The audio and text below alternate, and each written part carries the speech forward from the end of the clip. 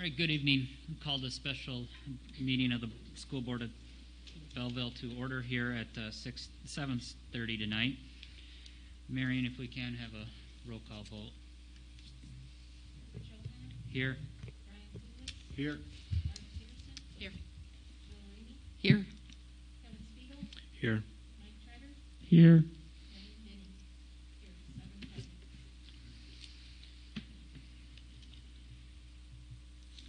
Do I have a motion for an agenda approval? I make a motion to approve the agenda. I'll second it. First by Jill, and that was a second by Kevin? Yes. Okay. All right. All in favor, say yes. Yes. Yes. Yes. Any noes?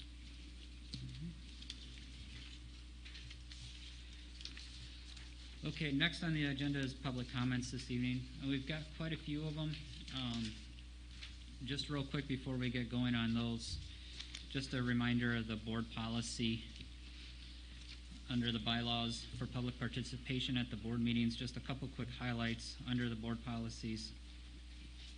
Public participation shall be permitted as indicated on the order of business and at the discretion of the presiding officer. Attendees must register their intention to participate in the public portion of the meeting upon their arrival at the meeting. Participants must be recognized by the presiding officer and will be requested to preface their comments by an announcement of their name, address, group affiliation, if and when appropriate, and each statement may be by a participant shall be limited to 3 minutes of duration. No participant may speak more than once on the same topic unless all others who wish to speak on the topic have been heard, and participants shall direct all comments to the board and not to the staff or other participants. All statements should be directed to the presiding officer. No person may address or question board members individually. And the presiding officer may interrupt, warn, or terminate a participant's statement when the statement is too lengthy, personally directed, abusive, obscene, or irrelevant, and request any individual to leave the meeting when the person does not observe reasonable decorum. The portion of the meeting during which the participation of the public is invited shall be limited to 30 minutes unless extended by the vote of the board. So those are just a couple of highlights. The board policies are available if anybody wants to review them in full. In all fairness tonight, we thought we would just go ahead and start with the folks that are actually present here at the board meeting that would like to speak. And then I'll go through the comments that were submitted online. So first tonight, as always, the board will listen but may not be able to take action on your concerns tonight unless listed on the agenda due to open meetings law. Wendy Fay, if you would like to step up to the mic. Fay? I'm sorry. Yeah. Yeah. So my name is Wendy Fay.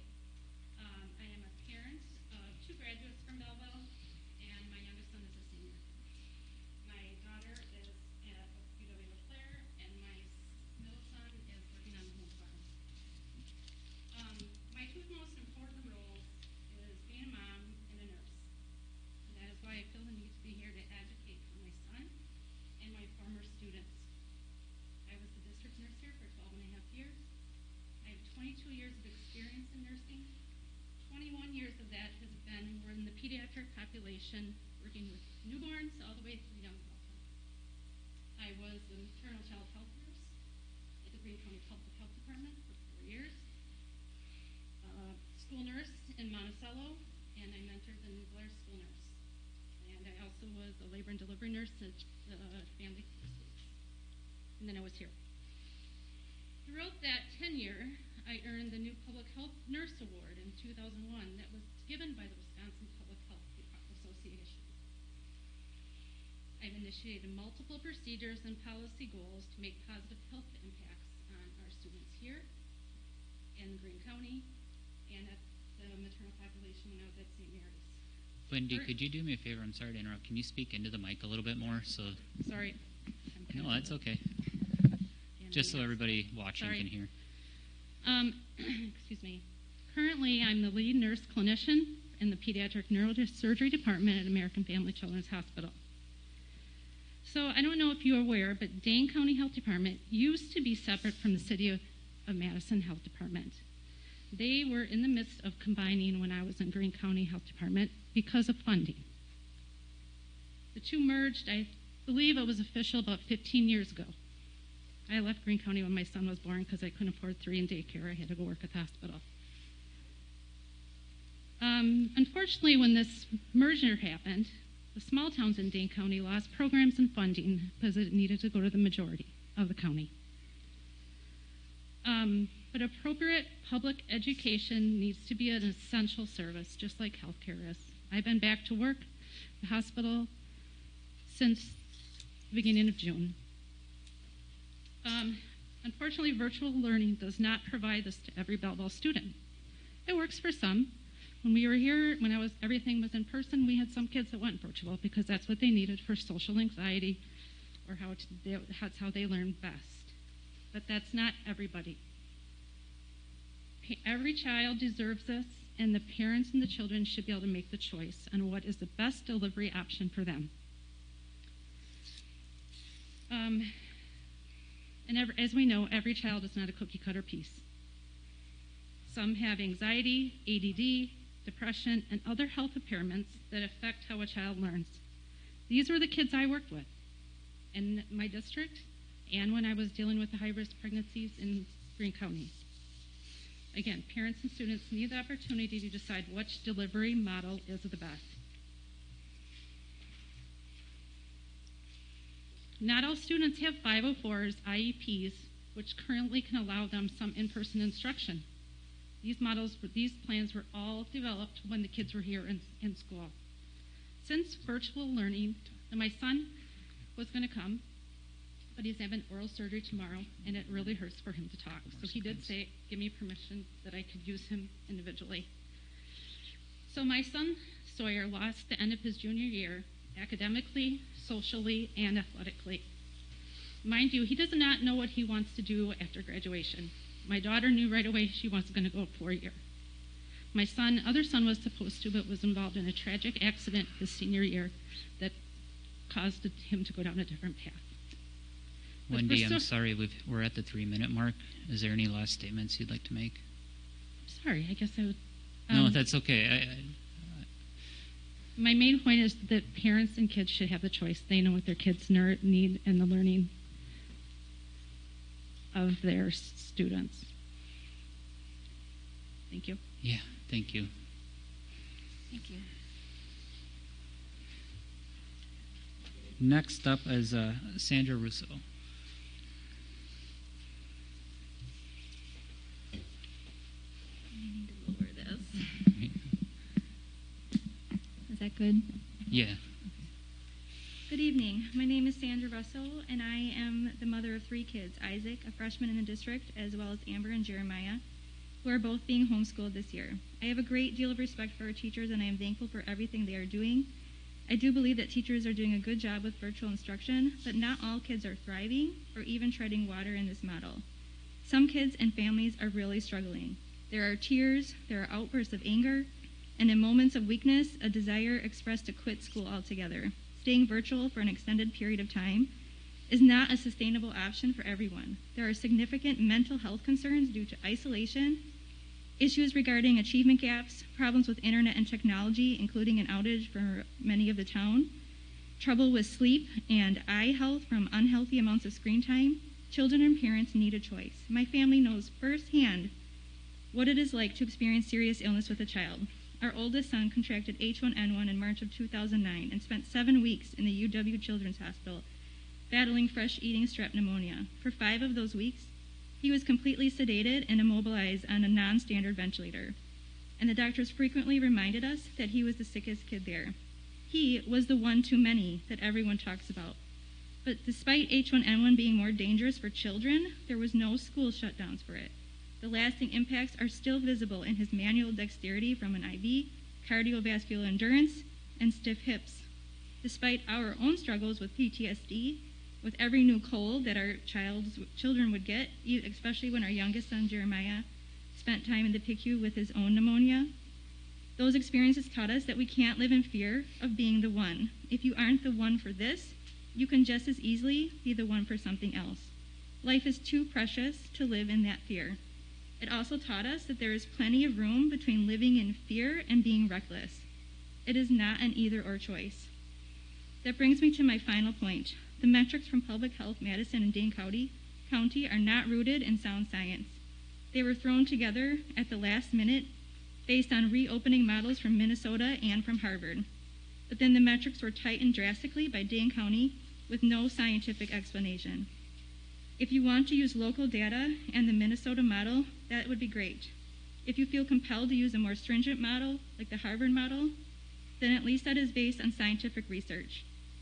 If you want to hold off on reopening due to the recent statewide increase in hospitalizations, I disagree, but I would understand.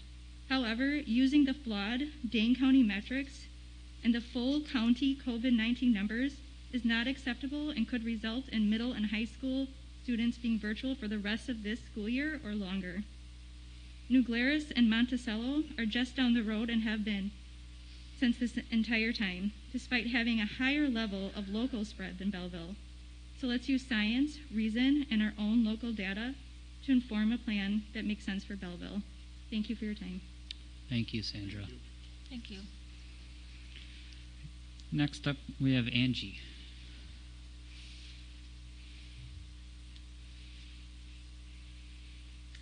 Good evening, everyone. My name is Angie Edge, and I'm here to speak on behalf of my kids, the 65% of families, and all of the kids that want to be back in school. I'm also here as a Greene County resident, taxpayer, and parent of 3 Belleville students that represent the elementary, middle, and high school.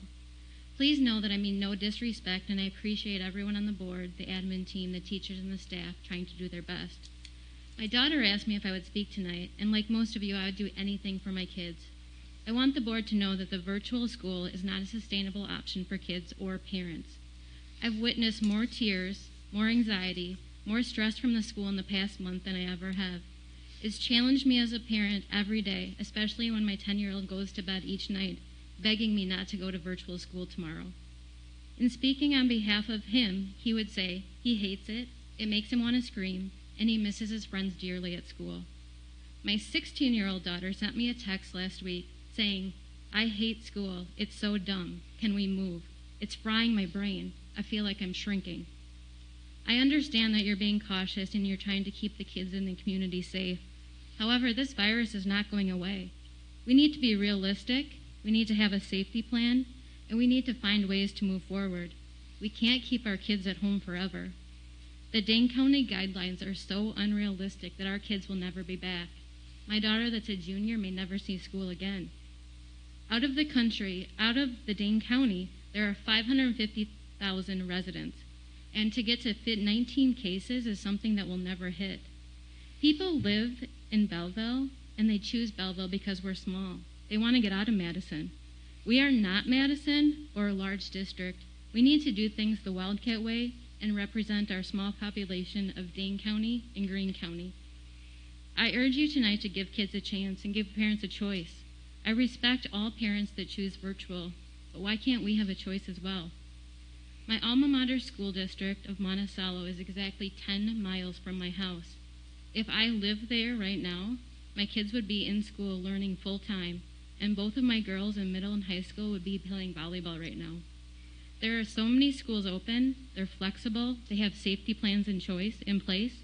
And of course you never hear about the schools that are working, that are in person. You only hear about the shutdowns. Please consider the mental health of our children. Consider those kids with learning disabilities, those are the kids that are less fortunate, that might not have internet, they might not have safe homes, or they're struggling with depression. The vision of the school district of Belleville is that every student will achieve success and graduate as a lifelong learner, be globally competitive, and prepared for college, career, and life. I have a really hard time believing that virtual learning is sustainable and equitable for every student in Belleville.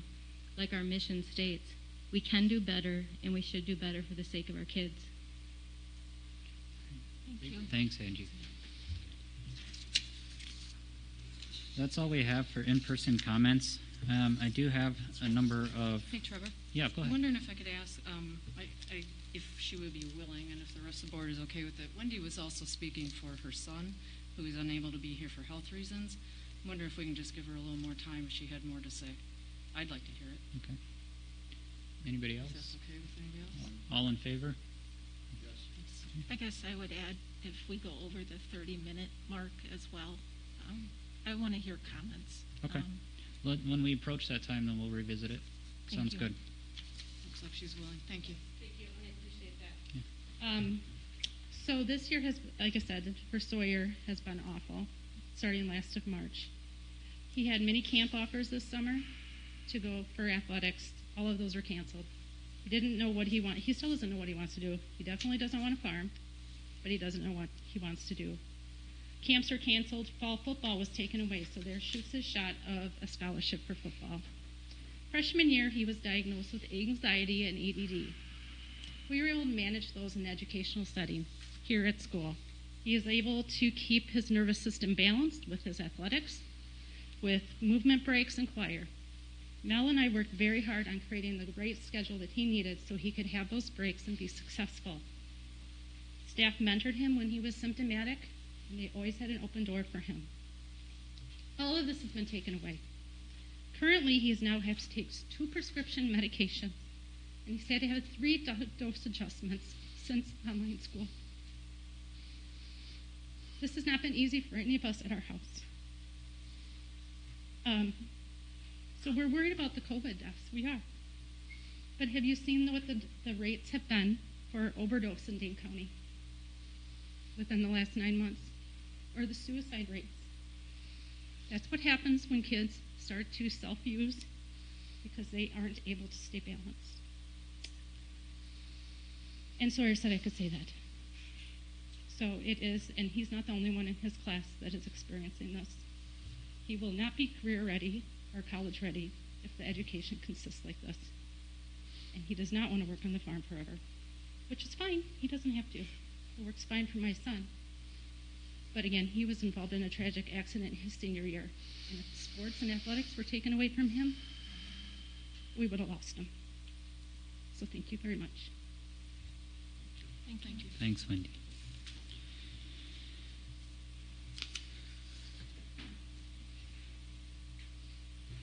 All right, just a moment.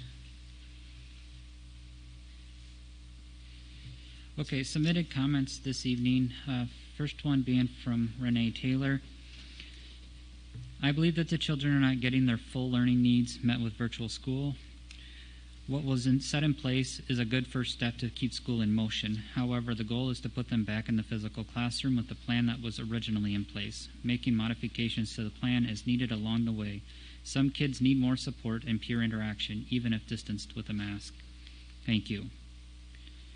Next submission is from our best support staff. Dear school board members, the Belleville support staff was hired to work with students, and that we would love nothing better to be able to do again in the student-filled school buildings. However, we all know that the number of COVID-19 positive cases are high in Dane County at this time, and the latest news that Wisconsin is targeted to be the new hotspot state is a very unsettling situation. We know that the administrative team and the school board have worked countless hours implementing a plan for the future. We feel that the administrative team and the school board has the best interest for the students and staff. The best executive committee would like to support any decision that provides the best educational support for students while protecting everyone's health. We're all doing our best, and together we will get through these extremely difficult times. Working together is a Wildcat way. Respectfully submitted, best executive committee. Next submission is from Emily Harritz.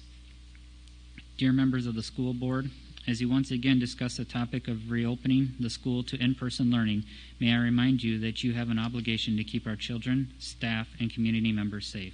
Just this week, Wisconsin leaders and public health officials acknowledged that Wisconsin is in a COVID crisis.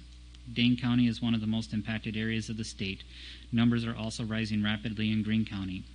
We've already experienced one outbreak in Belleville, so we know it can happen here. We have public health expert guidance on reopening metrics.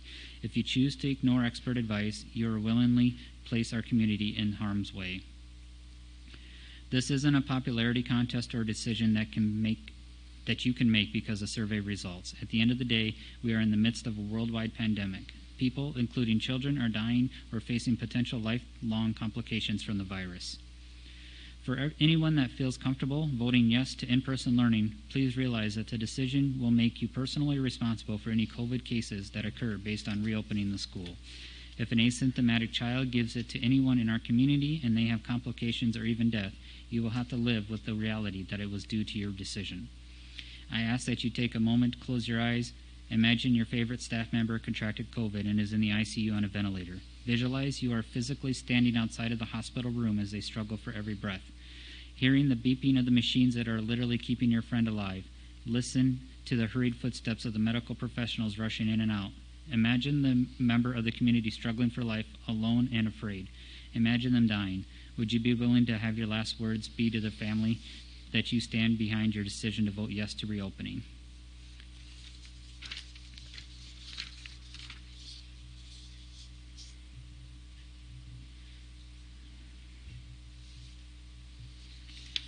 Next up is from Ken Miyamoto. Thank you again to the amazing school staff for another well-structured virtual week. I'm proud of the staff, teachers, students, and parents. We all know we'd rather have our students in the schools, but during these difficult and unsure times, we are handling this adversity so well. During the original vote back in August, when Wisconsin wasn't experiencing this high of COVID-19 spread that Wisconsin is experiencing right now, amidst colleges going virtual and high schools, middle schools, and elementary schools constantly having to backflip back and forth between in-person and virtual due to positive cases, the board voted in favor of a hybrid in-person option along with a virtual option as well to start the school year. One board member pointed out that the situation could change at any time. State government policy could override the board's decision, and it did, due to the dangerous increase in cases that forced many schools to make the difficult decision to go all virtual. Later, we began to see the results of schools reopening their doors. Even rural schools had positive cases that immediately shut the doors of schools in favor of virtual options. It's a difficult decision. However, it's also a simple one given that we know what we know now and see around us. I ask that the board forget about any speculation in their vote and decision tonight and focus on these key elements. We finally have structure and normalcy for our students right now. It may not be what we prefer, but we at least have that. Do we want to lose that? Do we want our students to go back and forth between modules, platforms, and practices? Is that good for their schooling, their ability to focus, and is that good for their mental health? What about teachers? They are working 3 times more than they normally would have. Virtual isn't easy. However, a structure and platform has now proven to be successful. Imagine the strain on teachers if they have to juggle virtual and in-person right now, not to mention the possibility of having to flip back and forth amidst required shutdowns of schools with positive cases. They also have families of their own as well. At what point are we bending and breaking them and asking too much of them? The hybrid option isn't about going back to school as students remember. I fear that the students believe that masks, plastic shields, social distancing, no hanging out in the halls, no hanging out during lunches, no recess as they remember it, no full days with all their other friends, etc., is not a back to normal situation. Above all else, the safety of students, teachers, staff, and all the families, loved ones, and the Belleville community as a whole should be priority one. Percentages and reporting statistics mean nothing when sickness or death befalls a single individual. Flu season is coming, which will add to the uncertainty of students showcasing similar symptoms to COVID-19, which means we'll possibly be shutting down even more if the schools are opened. These are trying times, so many unknowns, and I don't want the board and everyone else to bank on crossing our fingers and hoping for good luck after reopening the schools. I'd rather be safe than sorry. I want our kids to be back in school just as much as anyone here tonight. Thank you for the time. I support whatever the board collectively decides and hope that every board member, parent, teacher, staff member, and student does the same. Let's do this together, not apart. Support the board's decision even if it goes against what you believe or want. Know that they have safety and well-being of the students and staff at heart. Adapt and thrive as we have these last few weeks especially. Thank you.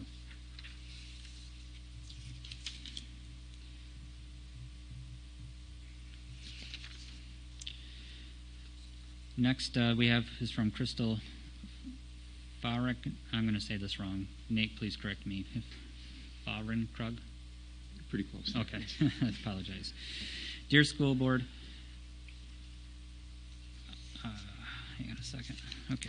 I am assuming, based on the current survey results, you are going to vote against what science is saying and vote what regards to the parents' wishes. If that is the case, there are several things you need to take into consideration.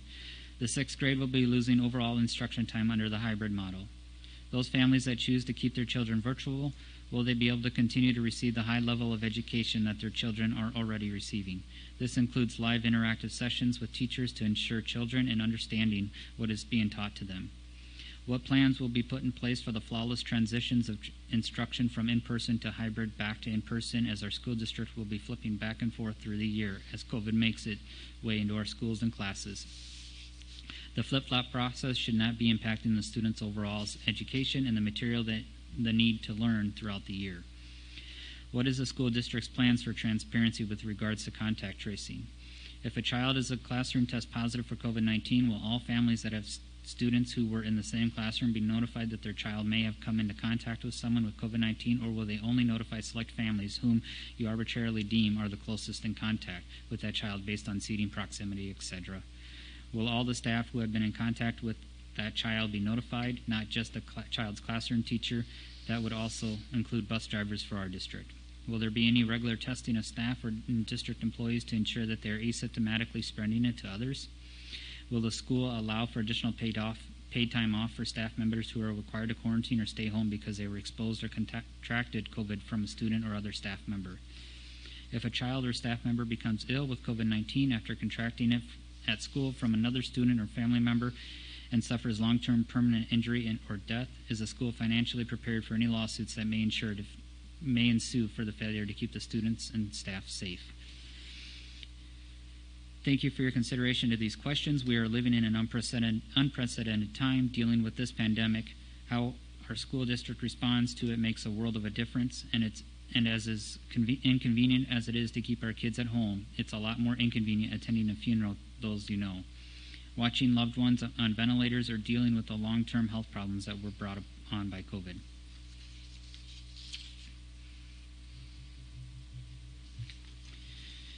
Next up is from Linda Boyce. First, I thank the school board for your efforts and your empathy for the families in our district. I want to acknowledge that it's difficult to please pacify everyone when there are many different needs, wants, viewpoints in a community. We can acknowledge that this is difficult on all households. Some are hit harder than others, and we all know that our children want to be with their friends, and we all want life to be normal.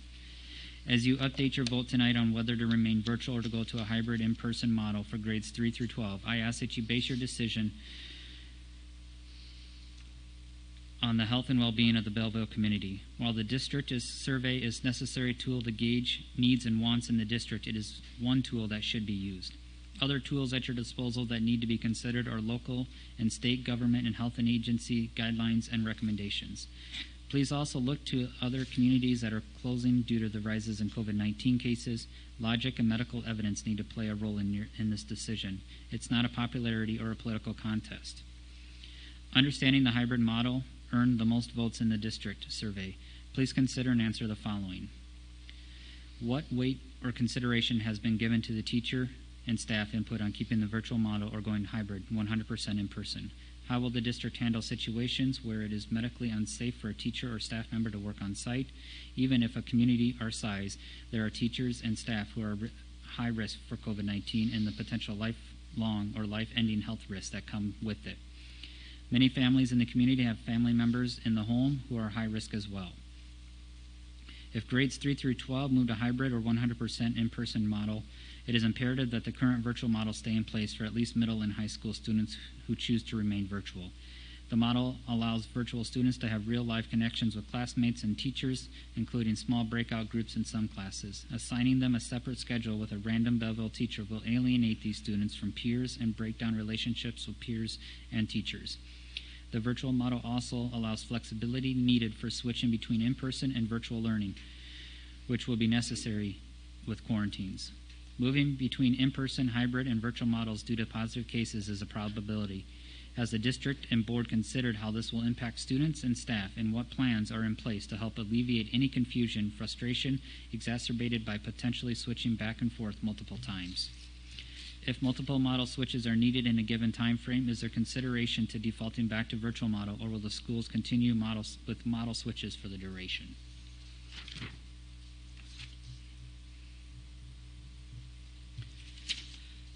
Next up is William Monroe. Governor Evers' emergency order number 9 is irrelevant. The politically motivated temporary injunction against the order is irrelevant. The question, are we legally obligated to teach grades 3 through 12 virtually, is irrelevant.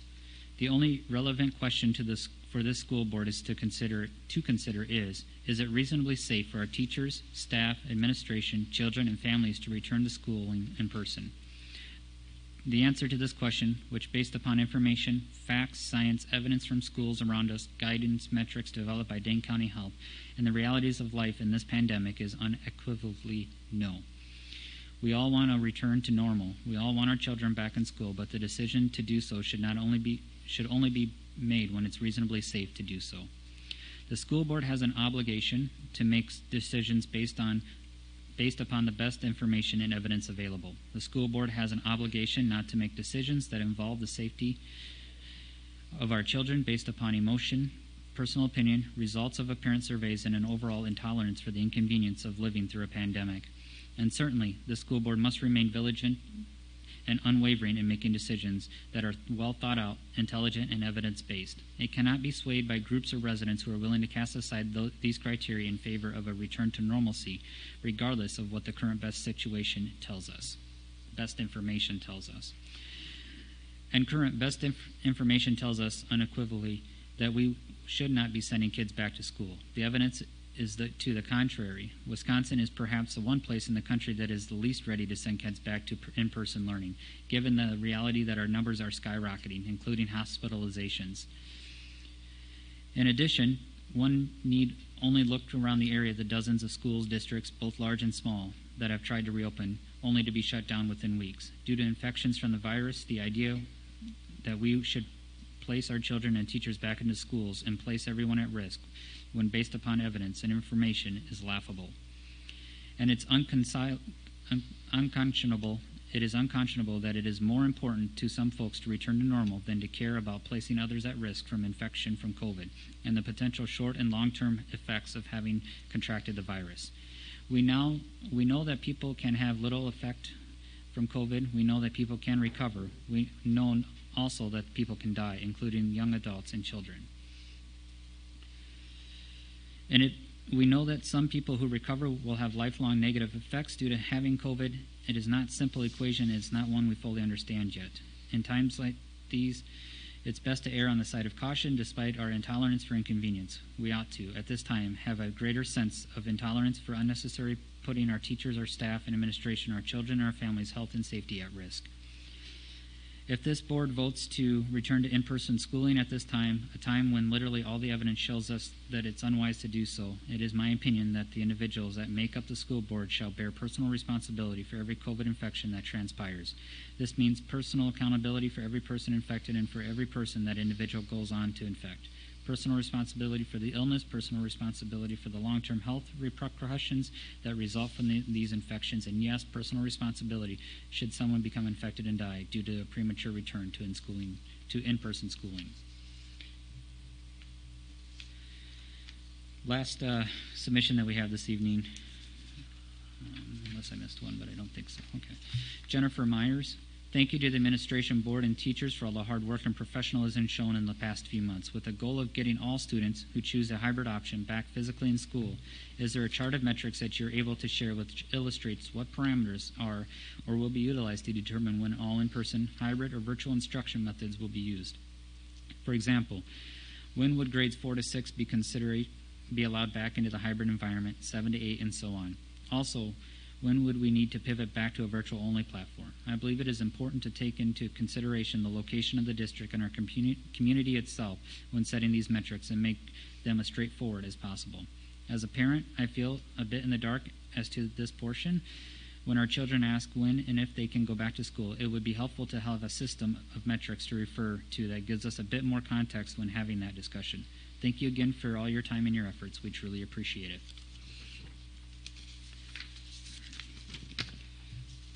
That is all that we have for submissions.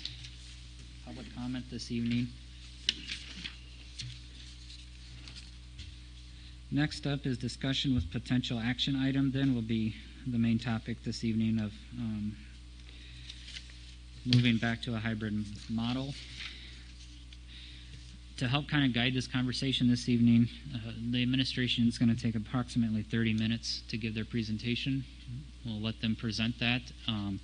Then we'll take about 45 minutes for discussion with the first round of questions by the board. We'll just go around. I'll give everybody opportunity to ask questions, let the admin team respond to those, and then have an open discussion from there. So with that, Nate, I'll let you take it away. All right, thank you. I did want to start tonight with this series of photos. Last week would have been homecoming week, and I just want to make it really clear to those that might be watching, whether it's here in person in the auditorium or at home tonight, that the plan that the administrative team is going to present tonight, certainly considers where we have been in the past. We want students back in. As I think about what this week would have been like last week with a bonfire that we just brought back in the last year, the Powder Puff game, Culver's night,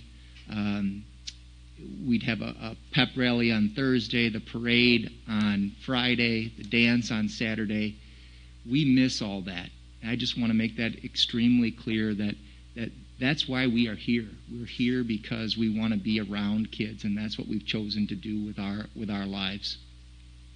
That said, I also want to make clear that we feel certainly a responsibility to do that safely and in a consistent manner.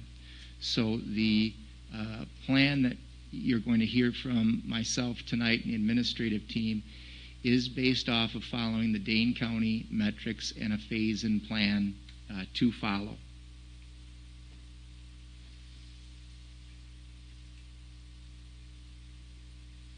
In the last week, we have surveyed parents, and we did make this information available last night on our district webpage under the news section, and did send this out via text so that parents could look at this ahead of time.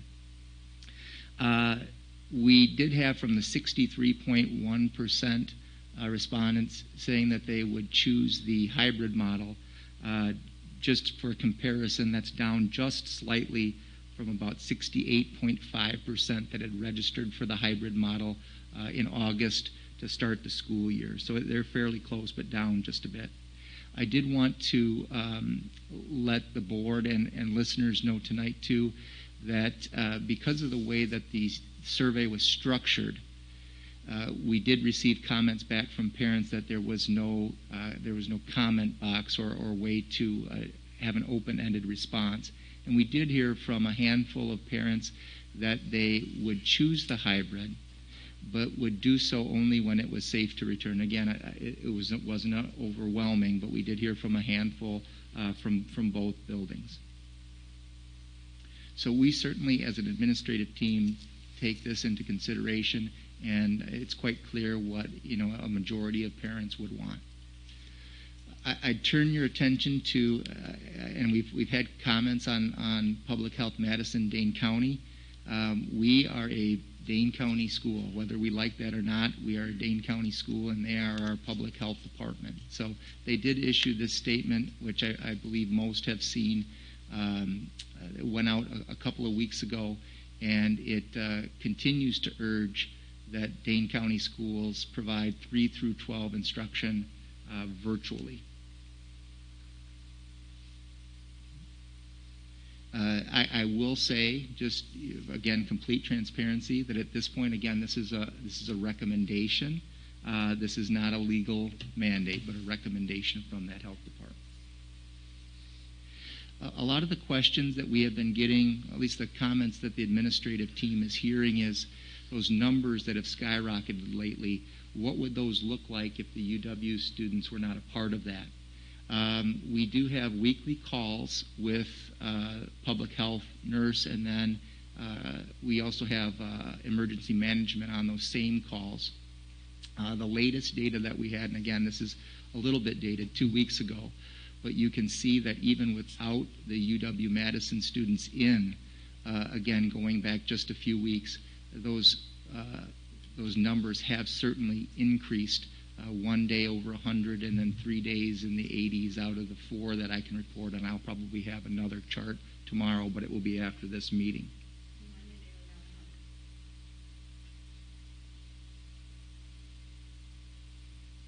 The next slide that I want to bring your attention to is, again, in addition to the Dane County public health metrics that we look at, we also look at other metrics. We certainly are aware that there are others out there and are obviously interested in those. This actually comes from Dane County, from the Department of Health Services, and you can see that it is linked, but I'm not going to take that much time to go into that link, but you can actually look at the Census Tract, which is the Belleville Census Tract. It's not the entire school district, but the Belleville Census Tract. And that also is going up. We've had 13 cases, including 4 today since September 16th. Between March and September 15th, there had been 42 total. So you can see Dane County and its numbers there. The other thing that we are looking at, and again, we are considering a number of metrics, is the Harvard model that's already been mentioned tonight. Again, this is linked and we could go into more detail, but I just want to show you this particular slide here and what the administrative team is also considering. One of the criticisms that we have heard is, again, we're not Dane County, we're not Madison, we are Belleville. When you look at what's happening in Wisconsin here, and you look at what's happening in the Midwest compared to the rest of the nation here, and then the chart at the side, I think it's already been referenced once tonight, but Wisconsin is really third in the nation in the most rapidly growing cases. So one of our respondents tonight did mention what these Dane County metrics look like. So when these were first released back in August, they opened with these numbers for in-person instruction. And at the time that metrics came out, we were below those 54 cases, so they did allow for pre-K2 instruction to occur. We have been in, again, weekly contact with Public Health Madison, Dane County, and they are still advising us that we can keep those 4 grade levels running as we have been. But what we are proposing tonight is to follow these metrics. And believe me, and I'll probably say this more than once, that 19 number is difficult for all of the administrative team to look at and wonder when we will get there. So I'm sure I won't be the most popular person in Belleville tonight with my recommendation in that from the administrative team. But again, we want people to know that we're considering a lot of different information here. We're taking all kinds of different views on this. In terms of then when we would be all in person, the administrative team is suggesting that we would, when successfully implementing the hybrid first, we've had success with that, then looking for that natural break after that to bring students in. Again, for the comments that we've heard, we would continue the virtual model all year for students that were interested and families that were interested in that. Again, I'll just reiterate before I move on that that 19 number certainly is a concern for us. The phase-in plan that the administrative team and myself are suggesting tonight would begin as soon as those metrics are met. So we would not wait, and I'll give you an example here in just a few minutes. We wouldn't wait till we hit that number and then begin, but we believe that we'd be ready to go as soon as we hit that final 4th week. So just to reiterate that once Dane County would be at a 14-day average of 39 cases per day or below for 4 consecutive weeks, we would bring in 3rd grade, and then the next week, 4th grade, and then the next week, 5th grade. So we would have most of the elementary in within really 2 weeks' time. In talking to the principals, that would give us enough time to, again, train those students as they come into the building about the procedures, see if that's a smooth transition. We could always press pause and reset if we needed to, but the administrative team is comfortable with this phase-in plan. For grades 6 through 12,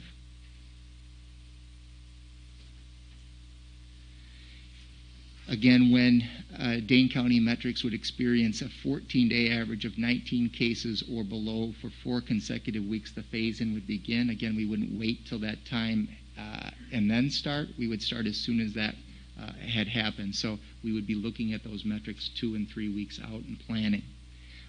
The middle and high school, along with 6th grade, phase-in would actually occur in 2 phases.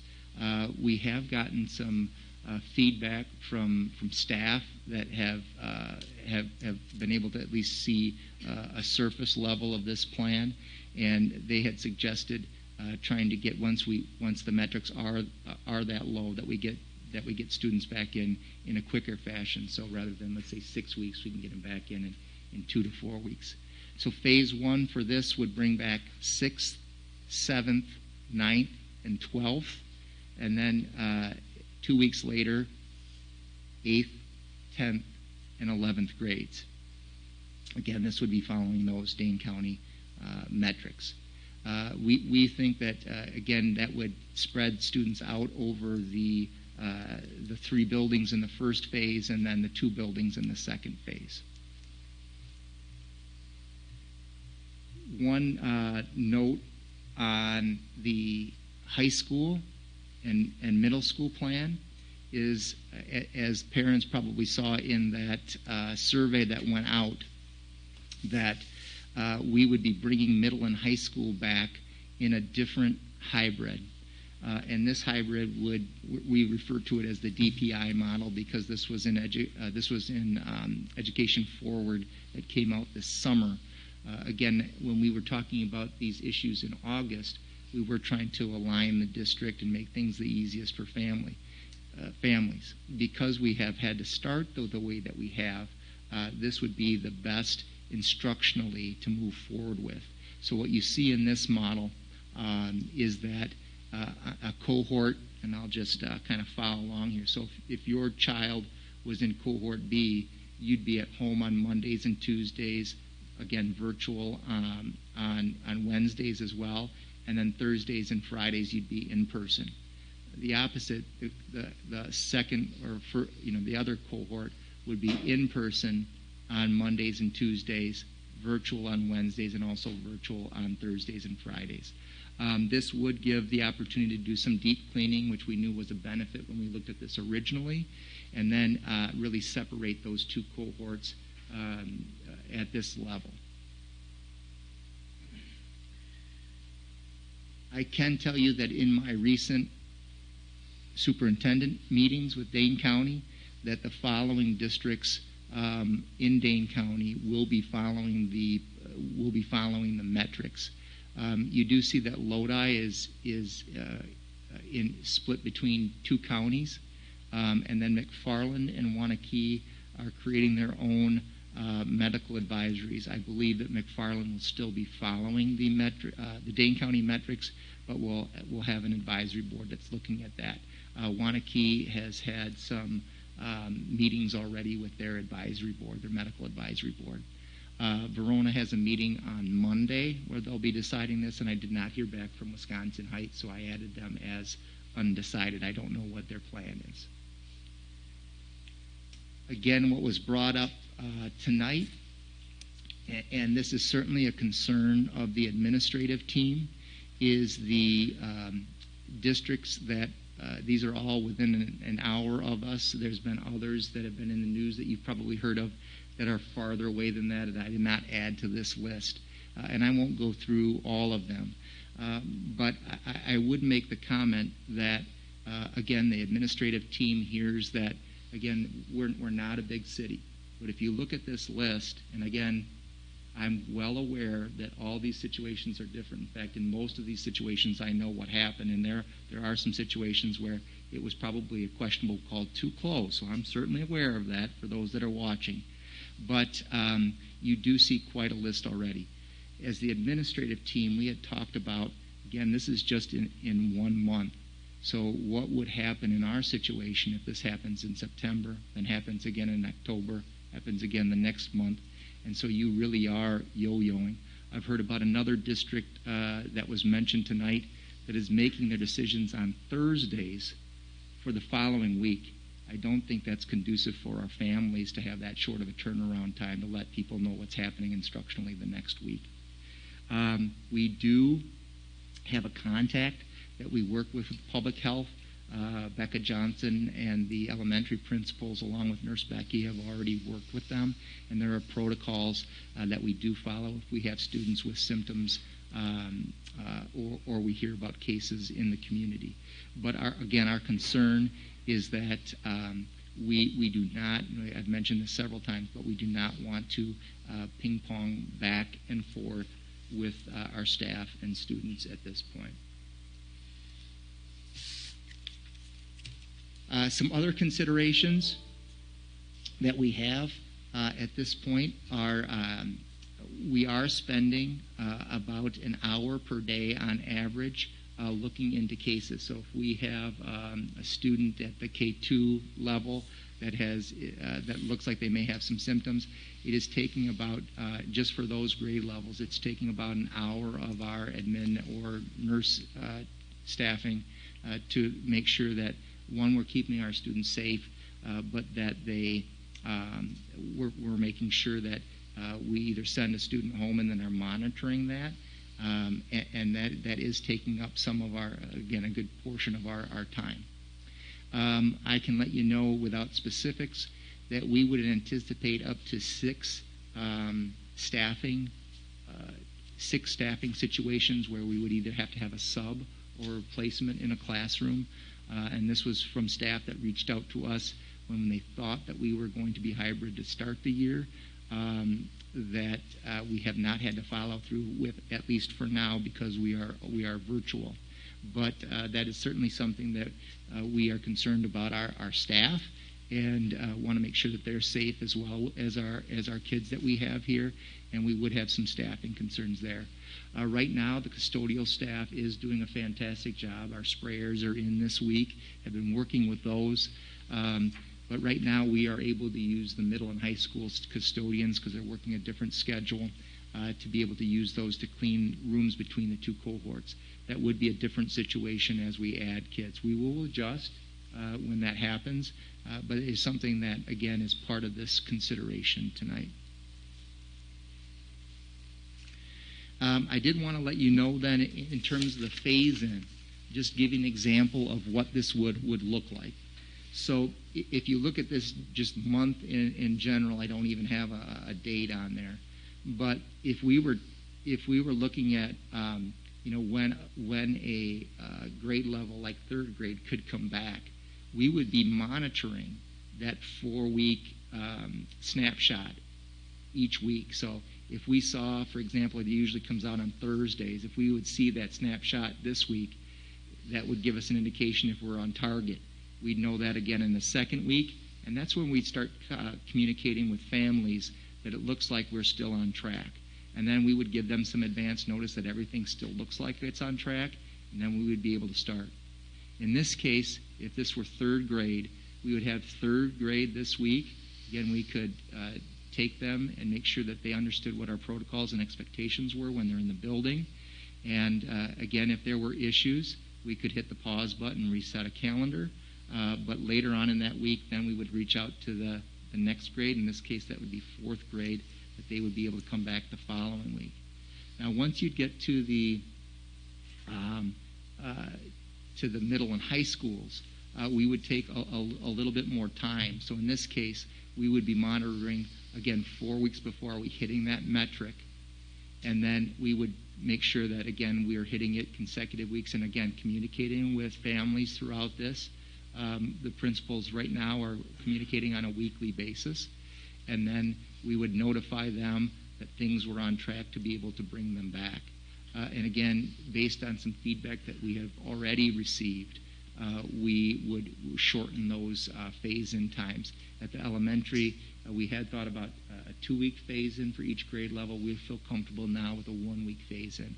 At the 6th through 12th grade level, we initially looked at 2 weeks at a time, and we feel comfortable in 3 phases, 2 weeks at a time at 3 phases, to go to just 2 phases and shorten that time that students would be out once we reach those metrics.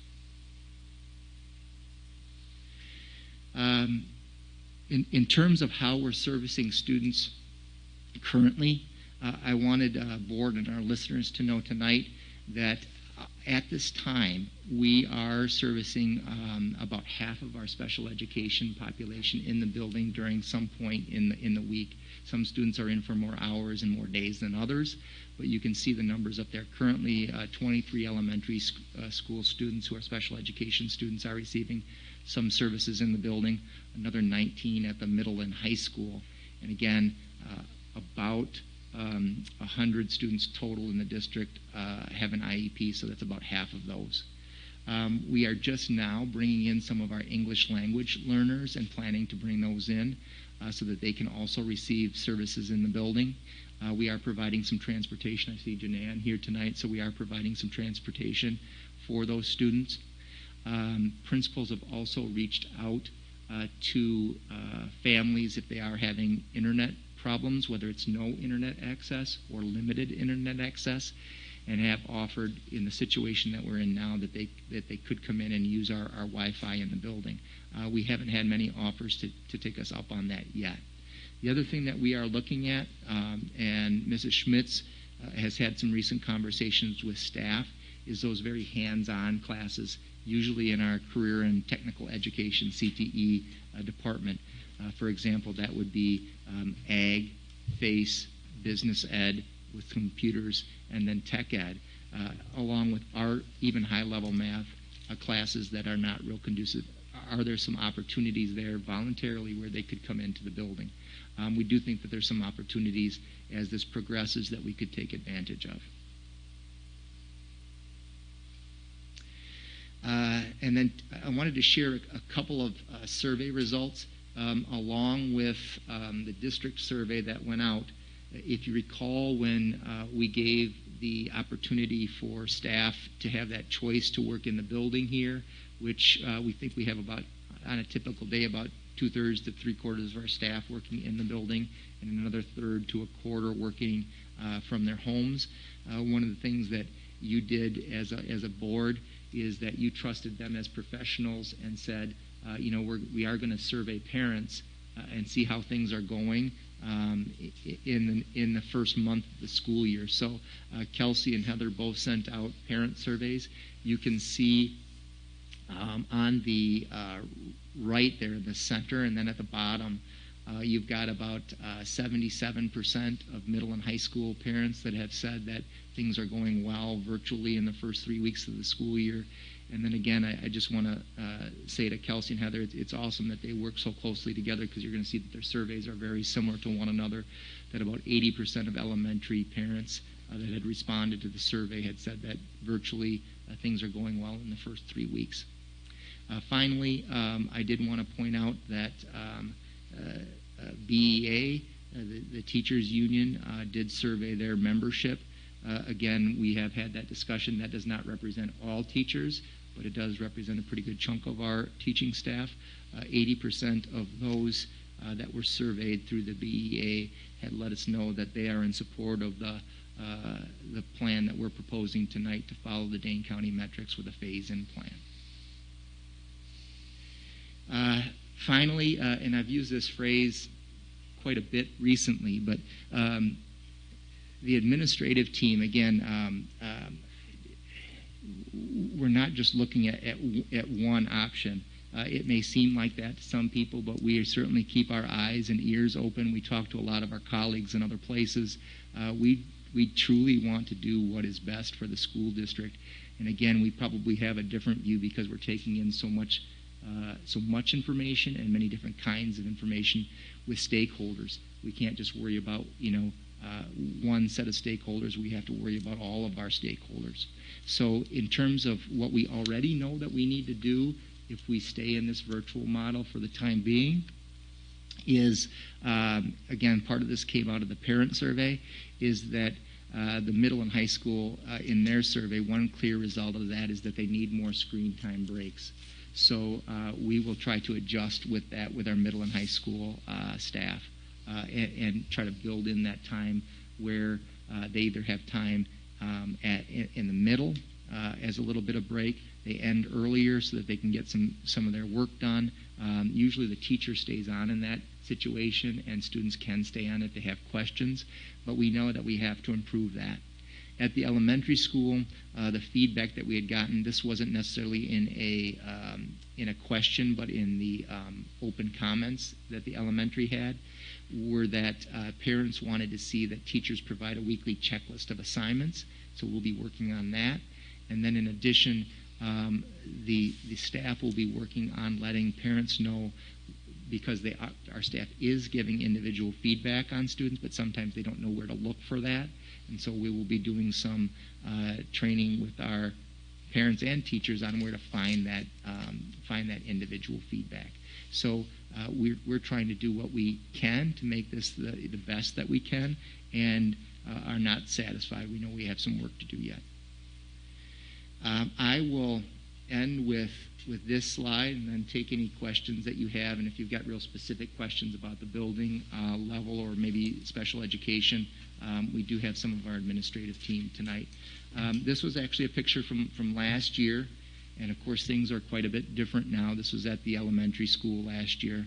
I can't stress to you, this year is my 25th year in education. My first year as a teacher was 1996, 1997. I can tell you that what we are experiencing now as educators, I haven't seen anything like this. I think as personal as Act 10 was for teaching staff, it didn't have the effect on families and students that this certainly does. So on a personal note, to be able to provide this recommendation tonight is certainly not easy for myself. It's certainly not easy for Heather, Kelsey, the two associate principals, or Becca.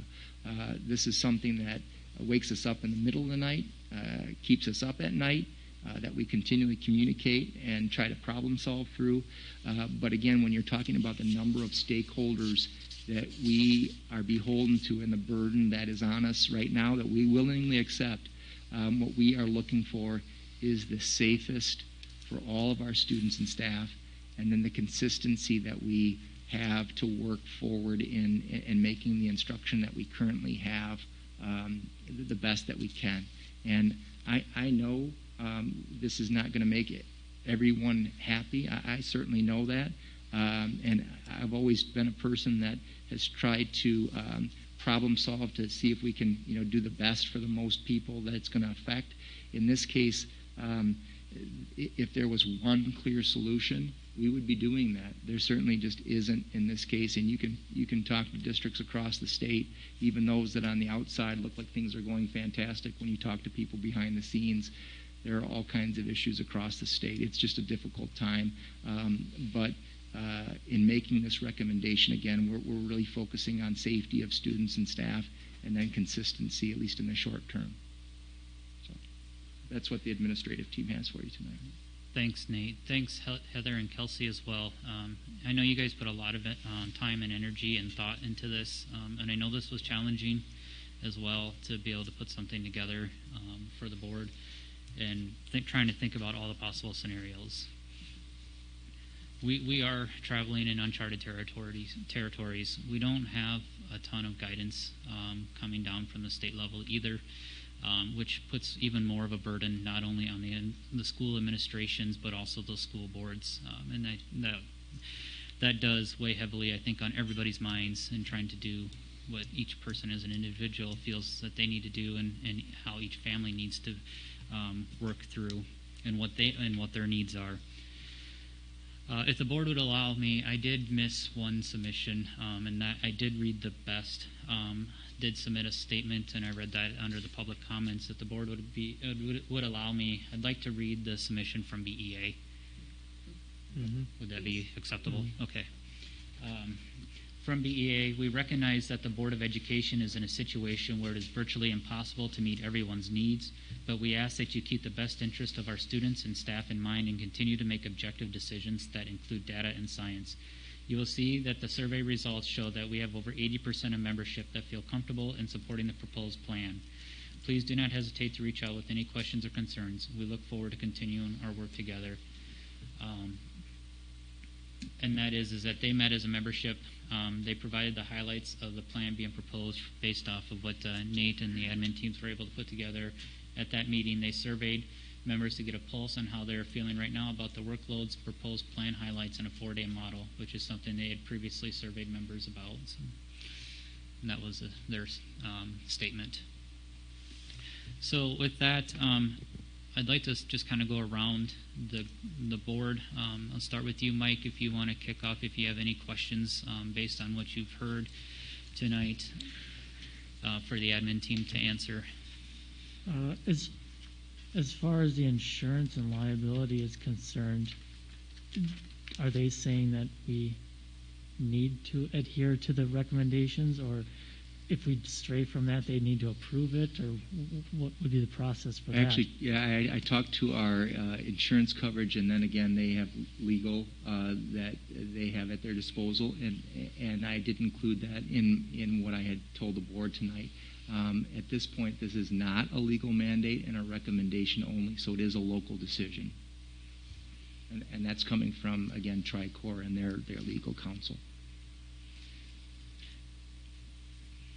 Can I ask a question off of that then? So how am I supposed to interpret that? Does that mean that the school district is technically not liable for any issues that would happen due to a COVID exposure or something to that effect? Their legal counsel did follow up with one statement that said, if you are going to have students back into the building in grades 3 through 12, that you would need to do your very best, again, when you are talking about some of the recommendations that public health is making, and that would include, again, social distancing, masking,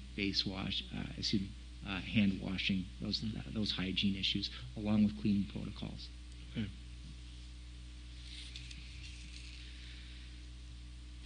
As far as the 54 cases per day, we've far exceeded that, and it's supposed to be on a case-by-case basis whether we get shut down based on that particular metric, and I guess it is unclear when or if that would ever happen and how much lead time we would get for that. So again, we do have those twice-a-week meetings in 2 different settings with public health, and even those districts, and if you look at the news recently, some of the Dane County schools who have not had K2 back in and are planning on it, they have still been given the go-ahead by public health to bring those K2 students in at this point.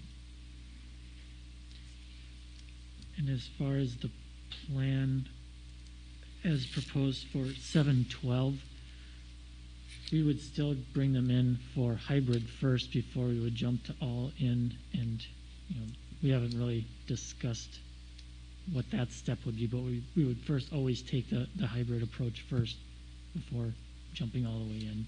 That's what we're proposing, Mike, and that would actually be 6-12, the way that they have the grade bands.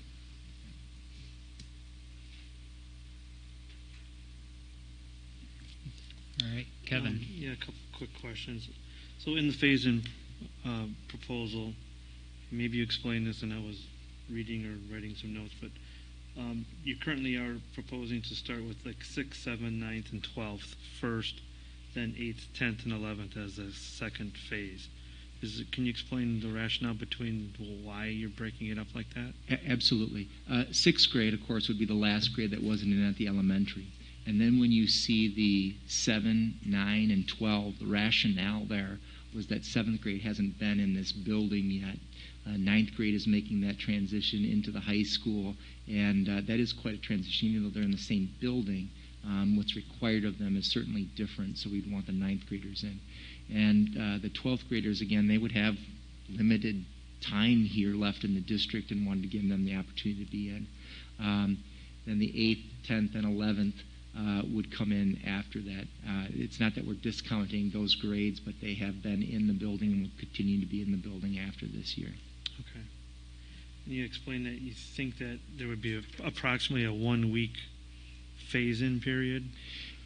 For grades 3, 4, and 5, we would only wait 1 week. So 3rd grade would come in 1 week, 4th grade the next, 5th grade the week after that.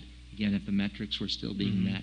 At the middle and high school, through discussions even up until the last couple of days, we had originally talked about 3 phases coming in, and we feel comfortable now bringing them back just in 2.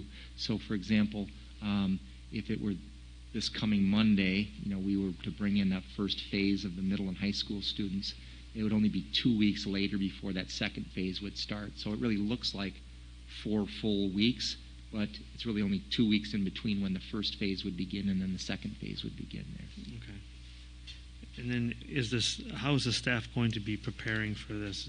Has there been any discussions about if we are moving to a next phase of whatever phase that might be, what's the staff doing to prepare? Are they preparing ahead of time? Are they preparing the week of? So remember that what happens is that there's a snapshot each week, and again, those usually come out late in the week, and so you can see where that number is, and because it has to happen in 4 consecutive weeks, you're going to be able to see if we are approaching that 2nd, 3rd, 4th week. So that's where the communication with not only parents but staff, students would happen as well, that things look good, we look like we're on pace to hit that number and begin. I can tell you that there is some trepidation on staff. Again, you can see like 4K is already doing that, where they're doing both virtual and hybrid at the same time. Right now, they're able to do one thing. I do think that once we got the kids back in that hybrid and things were successful, that we would want to make the next transition to all in fairly quickly, because you're going to have we want the staff to be able to get to where we're going as quickly as possible. Again, safely, but quickly as possible. So that hybrid would probably be, again, if we had transitioned successfully, then we'd look for that next natural break to have an all-in. Remember, those listening at home or in the audience, families would still have that virtual option no matter what. Mm-hmm. I just want to be clear that at no point in time is the education going to stop for a week or a couple of days while we're preparing for this transition. The education will continue up until the point where we make the change, whatever that might be. That's a great point, Kevin. Correct. Because, again, we would be able to see, just like a road sign, we'd be able to see that coming. Okay. You also mentioned that some of the offerings, like in high school tech ed, some of the classes are more hands-on type of classes, and you had mentioned that the district would be open to looking at students volunteering to come in to potentially participate in an environment here. Is that something that can be discussed, or that would be available much earlier in the That's actually available year? Right now, Kevin.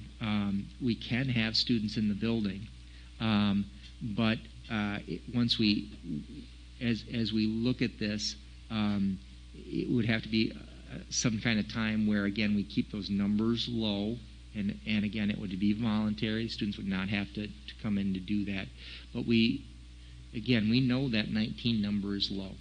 We know that some classes are much more difficult to function like we want them to virtually.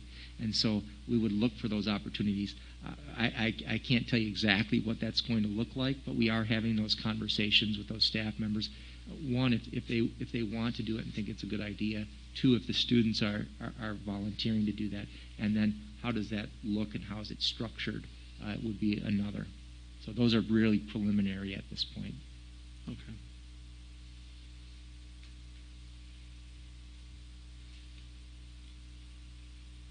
Any other questions, Kevin? Yeah, I think that's all I have at the moment.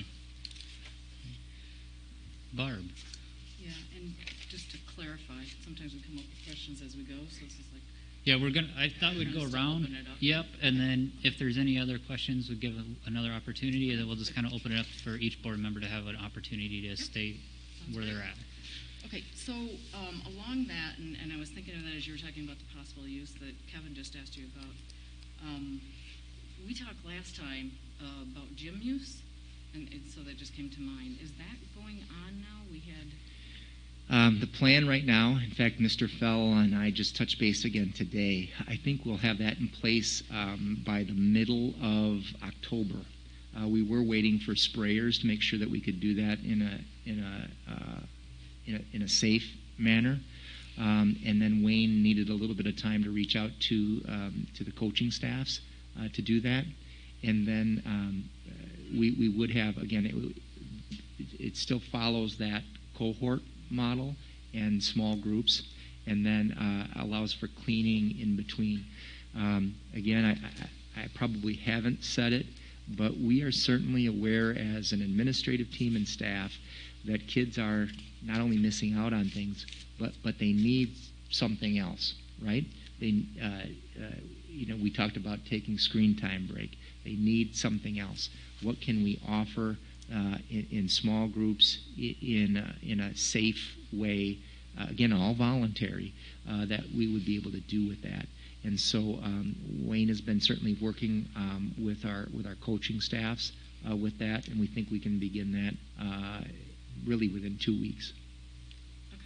And part of that is because we're getting the sprayers, so that helps with the cleaning, is that right? It does, especially in the gym areas. And the other part of that is in the fitness center, to be able to wipe all those things down.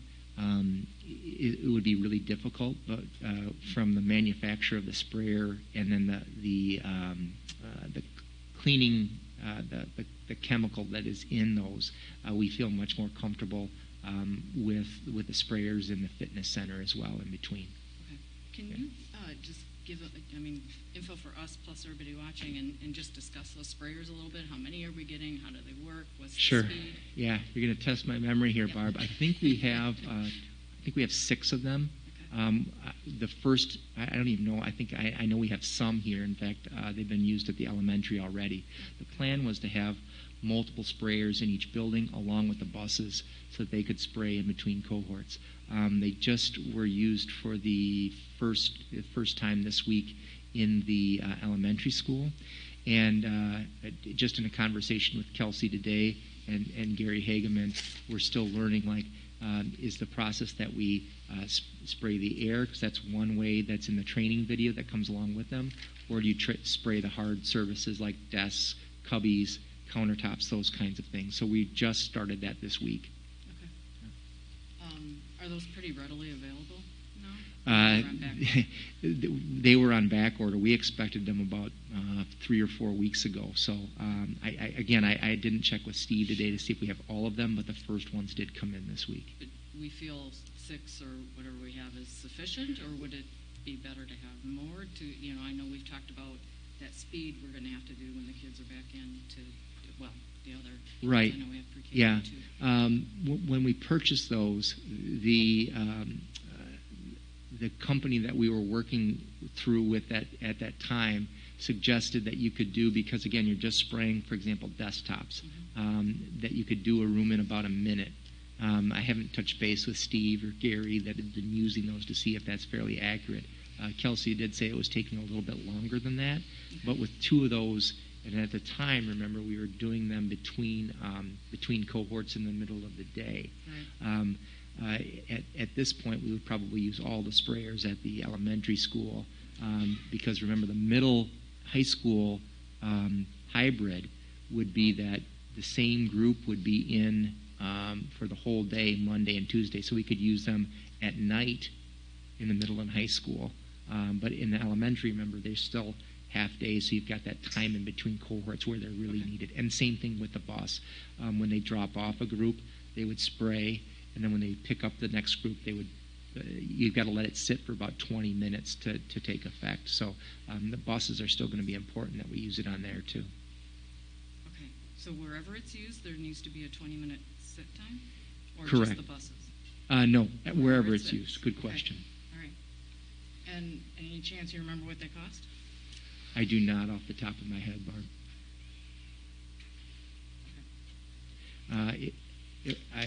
This would only be just a recollection. I think they were somewhere just under $200. Oh, okay. All right. I want to make sure I'm clear on the 14-day average for 4 consecutive weeks. Right. Because, so we need a 14-day average, but then we need it for 4 consecutive weeks because we need 2 weeks of prep time. Is that accurate? Or, because that sounds, maybe I'm missing a beat here, but that sounds more like a 28-day average. So on Public Health's page, they do have that snapshot, and they do come up with that every week. And when they give you that snapshot, that is that 2-week average. So we would actually be looking at, we'd be monitoring that for 4 consecutive weeks to make sure that we're below that. When before the emergency order, Public Health said that they were going to give us sort of a layman's description of what that would look like because we had similar kinds of questions to yours. Mm-hmm. When the injunction came in, we still hadn't seen that yet. I'm still hoping to get that from them. Okay. So it's slightly fuzzy? Is that what I'm hearing? I'm still not quite following that because that sounds more to me like a 28-day. I thought part of it was because our teachers needed time to prep if the kids were coming in. No, this doesn't have anything to do with prep. That's just from Dane County. Yeah, just from Dane County, right. Okay. So what we're saying, Barb, is when we look at that data snapshot and it comes in, for example, at 39, for example, mm-hmm. and then we see in the second week that it's also under 39, that's where we would start working with our staff, parents, and say, hey, it's looking good, and we should start preparing that this is going to happen 2 weeks from now, so that when we actually hit that last snapshot on target, that we were ready to go and not have to wait after that. Okay. Yeah. So you pointed out in your recommendation that Lodi, McFarland, and Wanakee, maybe they don't all go by their own metrics, but they're not. I know Wanakee was. Are they all doing their own metrics? Wanakee is right now just has an exploratory committee, okay. is my understanding. Okay. Right, their own advisory. Is that something that was considered for Belleville, considering we do straddle 2 different counties? I actually have reached out to the UW Health Clinic and have heard back from Dr. Lochner that she's interested, or at least when I reached out, I asked if we could have somebody that would be here for a longer period of time, so it's not somebody that's only here like a month or 2 and then it would be gone. I also reached out to another doctor who is a parent of ours that is let me know that they are also interested if we were to go in that direction, that they would be interested in serving on some kind of an advisory board like that. Okay. The BEA had their survey done. Number one, and you and I talked about this before, I would love to see surveys come from our administration. Number one, not everybody's in the BEA. Unlike your surveys, it didn't have the numbers, though it said 80% of membership. So was that 100% survey of their membership? No. When I talked to a BEA representative about that was 30 staff at that time. They only had they were reporting to us, I think, within the first 12 hours that they sent the survey out. I did get a follow-up that said that number around 80% was still holding true with more staff that had responded.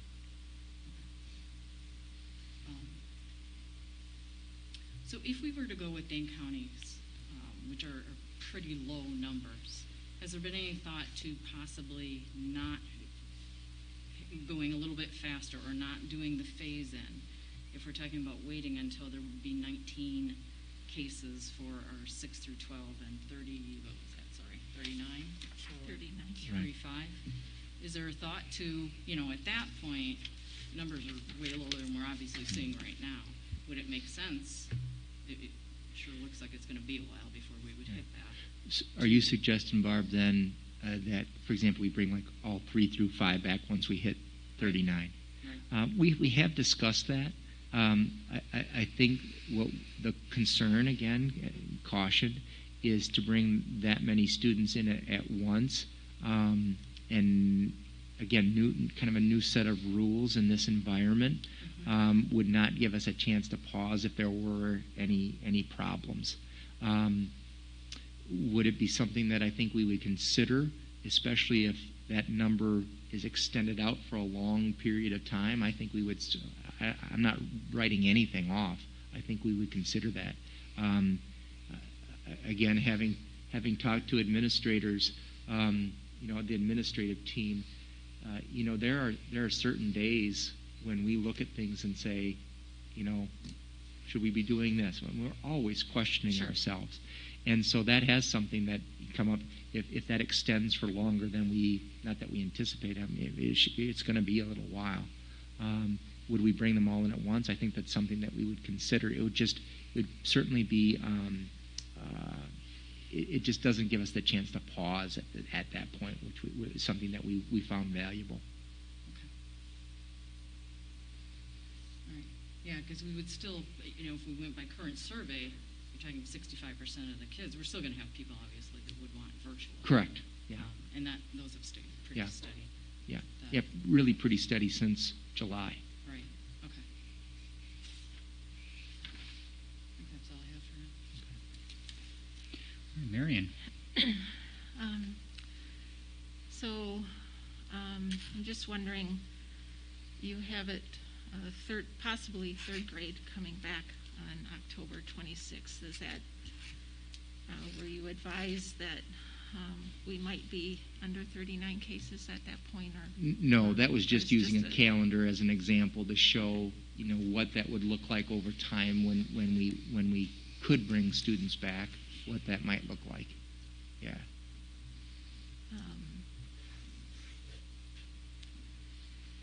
And then how are students, I guess, are all students aware that they could come up and use the internet if they need to? And I'm not sure, Heather, if you want to address that. I think this mic might be on, because when the injunction, when we had the temporary injunction, things did change so that they had changed that ruling so that the buildings were no longer closed. And so that's when we started to look at some of the issues. Chris Armstrong has really worked really hard to try to look at other kinds of options. We've looked at another provider for hotspots to see if that helped at all, but maybe Heather can address that. Yeah, and I would just reiterate what Nate said. So if a teacher lets us know that they think a student is having some internet issues, or the student lets us know, or the family lets us know that a student is having either Chromebook issues or possibly internet issues, things just aren't connecting right, Chris has a process that he walks them through. Some of it might be testing their speed, so we can do a speed test of how they are connecting. He will have them possibly just simply shut down their Chromebook, because some kids have not shut their Chromebook down for quite a period of time. He has wiped some Chromebooks, and that has solved the issue. And then if we do determine it's not the Chromebook itself, but it is a connection piece, we have some Kajits that we have put out to families. We have come across a couple of families, at least that I know of from the middle and high school level, that so the Kajits are through Verizon, and there are some areas that do not get a good cellular connection through that. So Chris has actually very recently gotten another type of hotspot that is now through U.S. Cellular. So that is the next phase that we try with those students. And then when everything else fails through that process, then we are bringing in those students for internet connection here. And at this exact time, we have 2 families that we are working with getting their students in here, but we technically do not have any students in this building that are here for the purpose of sole internet. Okay. Thank you.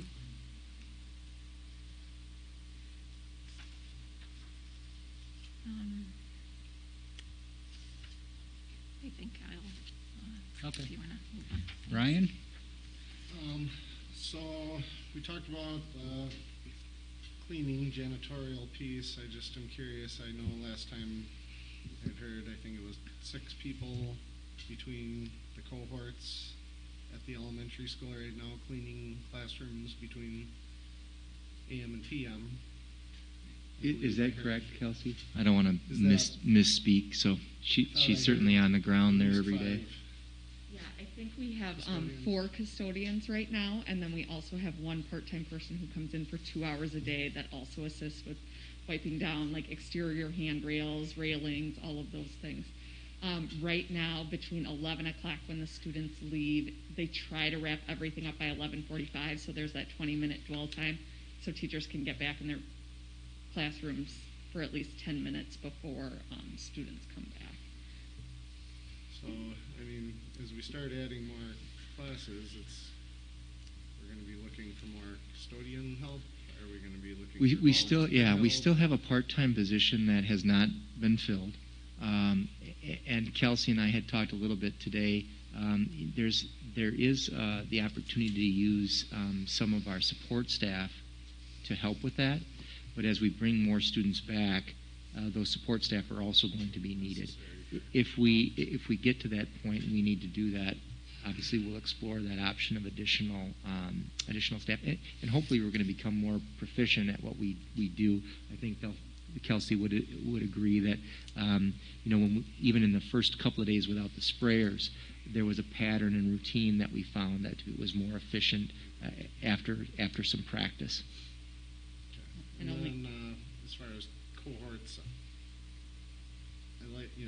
it's a great idea, but the problem with it is it's all kind of blown once you get on the bus. And I understand they're doing their best on the bus, but I mean, you're mixing all the cohorts together, and especially if we go to, once we get to 7th, 8th, 12th grade, that's going to be people who can't cohort in their classrooms now mixing with cohorts on the bus. And is there more thought to splitting up who's coming at what time?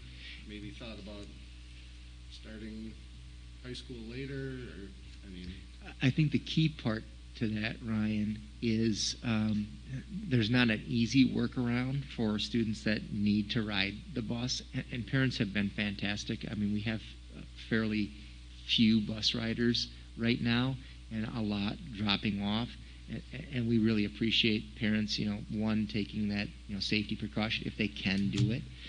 The key thing, though, is to make sure that we try to keep that social distance so that we don't have a close contact situation. Remember, close contact is 15 minutes of time within 6 feet within a 24-hour period. So trying to avoid that on the bus. And we don't need to bring Janan up, but when we watch bus duty each day, the kids really are right now spread out. That will put more burden on our bus drivers. Right now we're running 4 routes, and again, we've got the possibility to double that when we bring more kids back.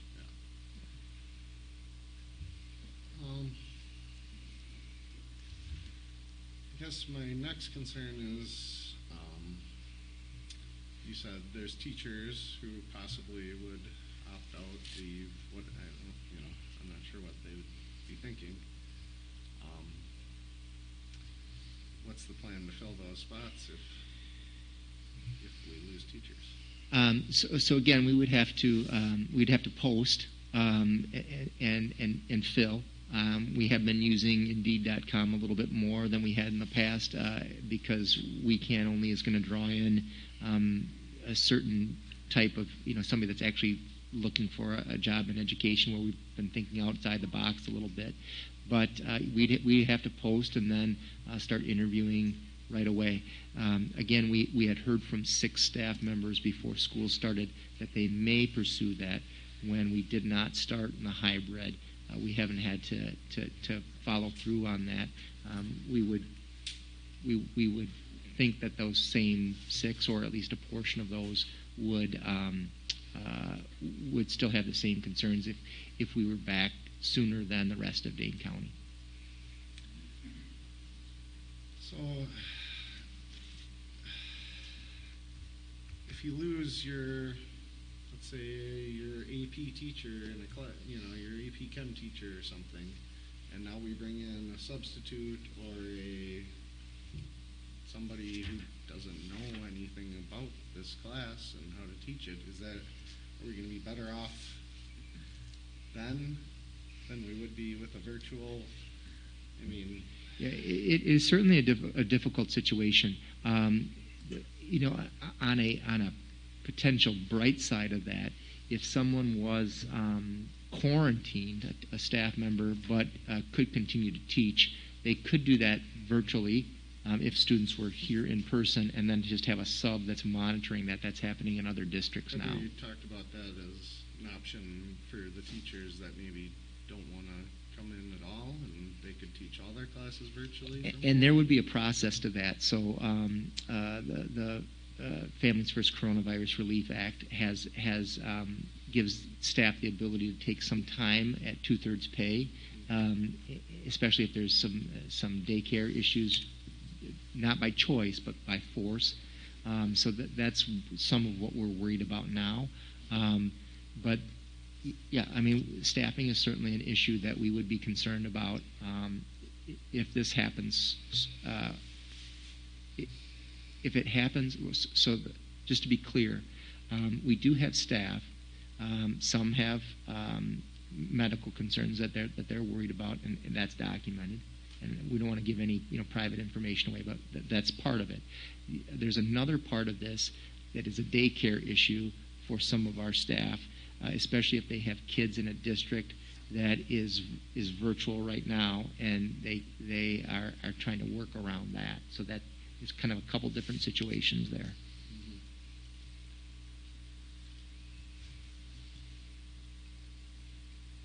I guess that's it.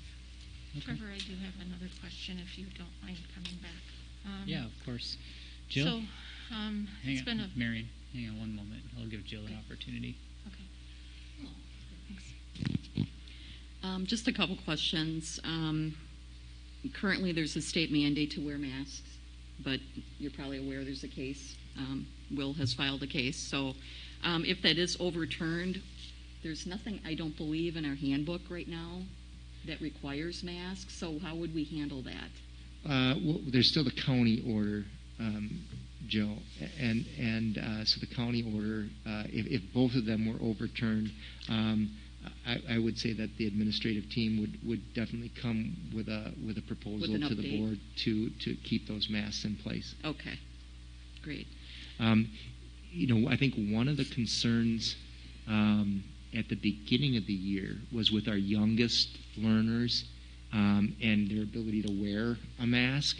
I have been impressed, even seeing kids come off the bus and start off to class. Almost all of them, I'd probably say 19 out of 20 of them already have it on when they're getting out of their cars or the bus. Sometimes you have to remind the littlest ones, like the 4K kids, can you pull that up? But they have done a fantastic job. Sure, there's reminders that have to happen, but they know what the routine is at this point. Okay, great. I do have just a comment about the screen breaks. And I know you talked about the fact that you're going to go back to the staff and discuss that. It is pretty uneven. At least that's my experience with my two kids that are both in high school now. 80 minutes is a really long time on a computer. Right. Even in my work on a daily basis, I don't sit on a computer for 80 minutes. Right. So I don't know how it'll be done, but it would be nice to have some sort of consistency. Okay. Maybe to just see what the staff would come back with. Sure. Even if it's 5 minutes twice during a block or something. Yeah. Or just encouraging kids to just look away from the computer for just a couple minutes even. Right. That is one of the complaints that I'm certainly hearing in my house. Okay. And Heather just got that survey out earlier this week, so that's some early returns. Yeah. So we can certainly work with staff on that. Okay, great. And then regarding the issue of liability, I know that's been discussed a little bit already. The comments that you received from the carrier, from the rep, and also from legal seemed a little squishy to me as to what our liability really would be.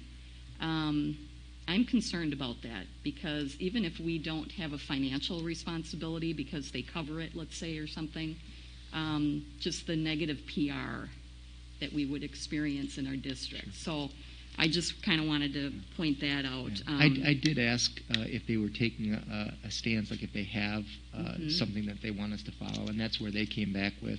It's not a legal mandate. Yep. It is a recommendation. But if we are to bring 3 through 12 back in person, again, to follow that masking, hand hygiene, social distancing, cleaning protocols that we would have in place. Okay. And then the discussion about using the facilities for students in small groups. You're going to go back to Wayne, and he's working on it now. Correct. And will he be bringing something to the October meeting so that we know what the plan is? Would it be ready that quickly? Absolutely, yeah. Okay. Yeah. All right. Wayne's probably listening now and taking notes. And then regarding the staffing questions that Ryan had, I have those same similar questions. I'm assuming that you talked about filling positions. Mm-hmm. What would happen in a case where you would have family medical leave? Does it matter? I mean, would we still be looking to fill? It would be a temporary fill, I assume. Correct. What do you think the likelihood is that we would actually be able to fill? And I know we talked about advanced placement, and that's obviously a very, Sure. that's a very specialized teaching position that we'd be looking for somebody to do. I guess I'm just wondering in general, I mean, do you think it would be difficult for us to find a temporary fill for someone that needed to be out for, and family medical, is that 12 weeks? 12 weeks. Yeah. At 2/3 pay.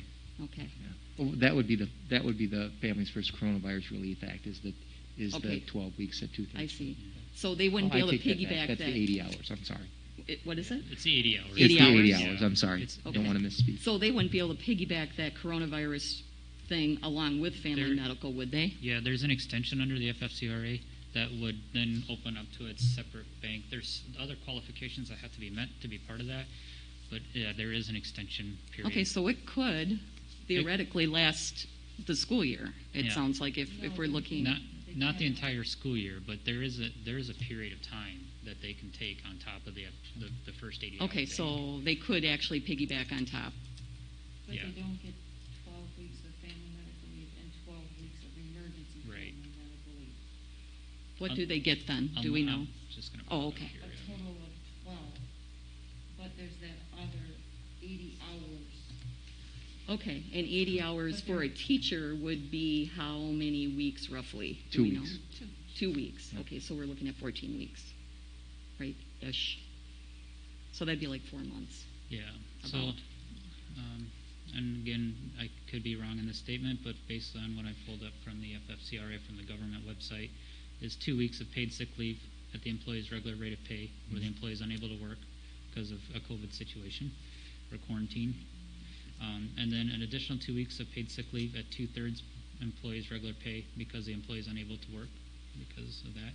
And up to additional 10 weeks of paid expanded family and medical leave at 2/3 of employee's regular pay, where an employee who has been employed for at least 30 calendar days is unable to work to a bona fide COVID. Okay, so it's not as bad as I thought it might be. I thought that there might be like 24 weeks, one on top of the other, so okay. Now, it's not to say, though, that if they, for some reason, do qualify outside of that under a regular FMLA, that could be extended out even further.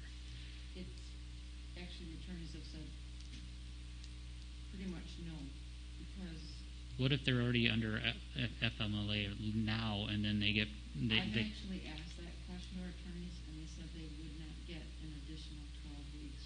In January? Okay. Oh. Come January, They'll start FMLA again. Okay. Yeah. But both of those laws are set to expire December 31st. Okay. But that's a they fair may statement, very well too. be Yeah. extended. Okay. I guess the concern I have is, of course, with subs, because we've talked about how difficult it is to find subs, and I think you had already looked into your sub pool. Most of them were not interested in teaching in an in-person environment, it sounded like. So we would have to obviously figure something out. True. Just to be blunt, if somebody at this point is still looking for a job, because we haven't gotten to the semester, chances are they've already interviewed and been passed over in pools, unless they're really looking for just one specific school. What we're finding now, even with some of our subs, is some licensing issues, which we can work around.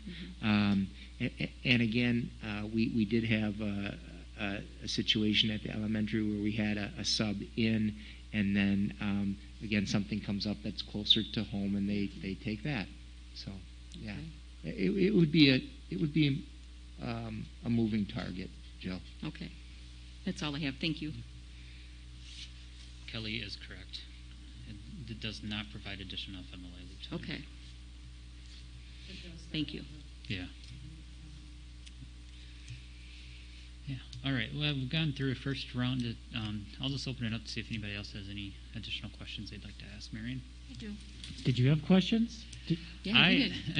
I don't really. I've worked with Nate quite a bit over the last week or so he's been able to answer, I think, already a lot of my questions already. I think the only thing that I have is just, I think it'd be good for the board to have a demonstration of the sprayer at the October meeting. Oh, sure.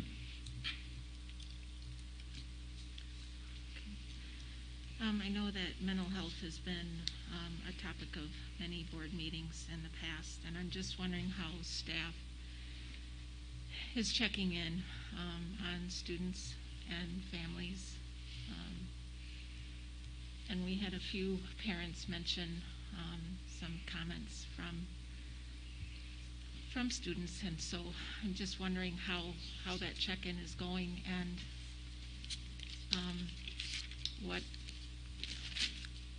can be done for some other activities for the students. I was just going to ask. Yeah, I know they've got a pretty clear system at the middle and high school that they've already started to implement with these check-ins during study hall. So I think it'd be good too, just to hear from Kelsey too, from the elementary side when you're done, Heather. Sure. So our staff at the beginning of the school year, each selected were assigned roughly 15 students, and every week the staff member either makes an email contact, a phone call, or a live Google Meet with the student, kind of depending upon the needs or what the student has expressed is most beneficial to them. There are some staff that are meeting with those students more than once a week now. As you had said, Marion, there are things that have started to come up, and we find that students either need more help academically or more help trying to find times that align with teachers that they need help with, or terms of those social emotional supports. I know Mel has started, and Kyle Weber also at the middle school have started to work very closely with specific students, just like we would in a face-to-face environment. As the needs arise, we start to work with those students that need that.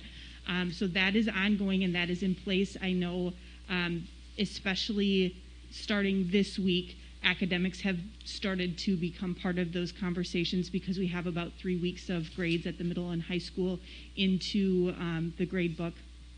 We have had sent out an email 2 weeks ago now for students to sign up for co-curriculars, more of our clubs and organizations.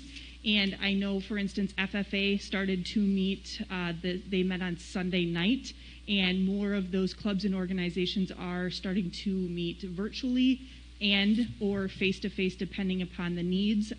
Science Olympiad continues to be in full swing there. They have their first, or Belleville actually hosts their first virtual meet on November 13th or 14th, whatever that Saturday is there. So Meredith and I have been talking a little bit about what it means to host a virtual environment. So we will probably have small groups of students in the building that day.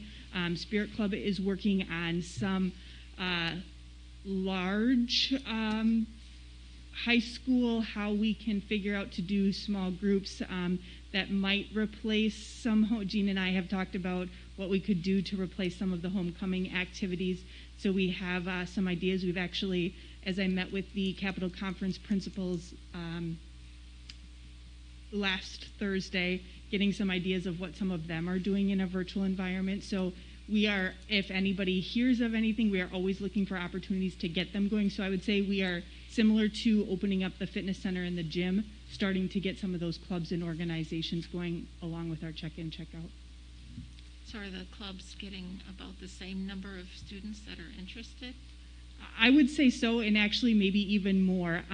I did so I could send the Google form to the advisors so they could start to organize that. I closed the acceptance of suggestions from the students, and I've had several students email me like, Mrs. Schmitz, I didn't get to sign up for this. So I say, which clubs do you want to sign up for? And then I forward it on to the advisors just so we can keep consistent of who wants to be in what. Definitely. And then what about the students who aren't going to tell you that they need help? You know, and unfortunately, Marion, that it's similar to the signs that we try to read as teachers, educators, even in a face-to-face environment. When we've had staff members say, you know, this person has had their camera on for the first couple of weeks. We've noticed their camera hasn't been on. We've noticed a decrease in participation. So when we start to notice some of those signs, as educators, we will then reach out to the student or the family and just ask some follow-up questions so we can see how we can help them. Thank you. Mm-hmm.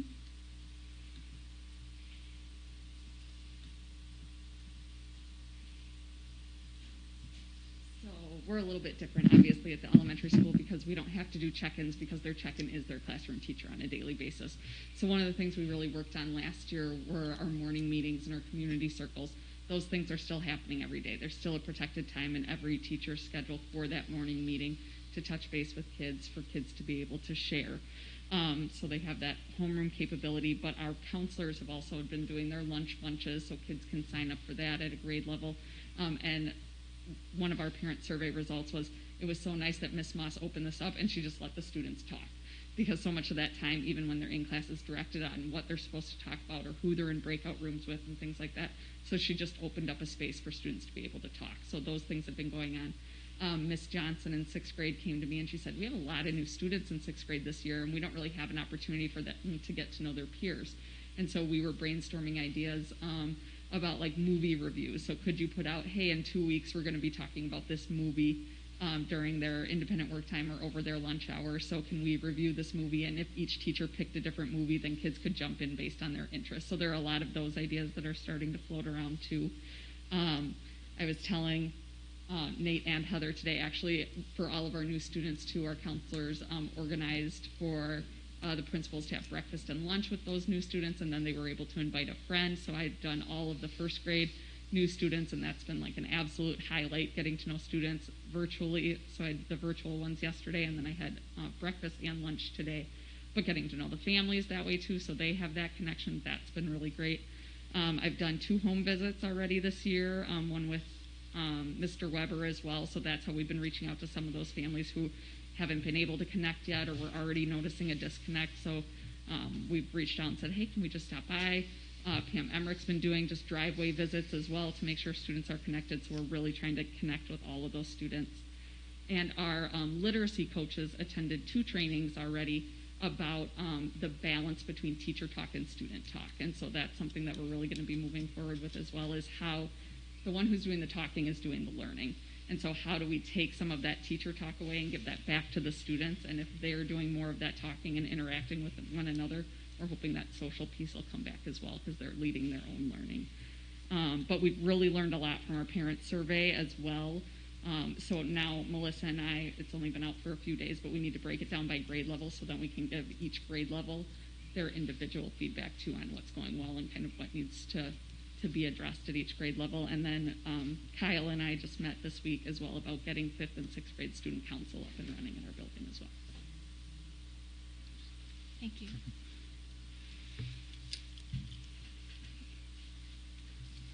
So just a quick time check here. We're coming up on about 45 minutes of questions. Is there any more questions any of the other board members have that have come to mind? So the things that we're talking about here are trying to agree on the metrics that we're going to use for when we would bring any full grade levels back in. And along with that, whether we will stay in virtual or bring kids back in immediately. But also, hidden in there a little bit is changing 7 through 12, the hybrid model that we would use from AM/PM to 2-1-2, or DPI model. Correct. I just want to make sure that those are the three main points that we are discussing. Right? I would agree with that, Mike. Yeah, following the Dane County or Public Health Madison Dane County metrics, we're proposing to phase back into the hybrid first, and then correct.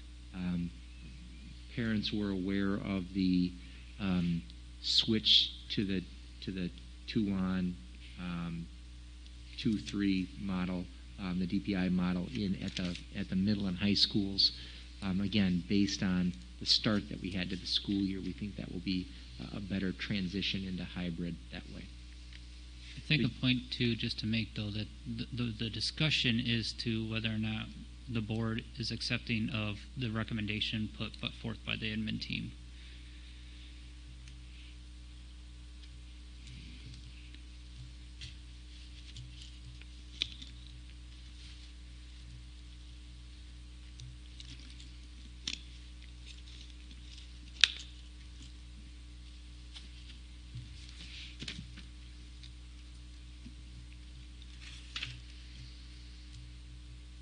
So with that all, is there any last questions?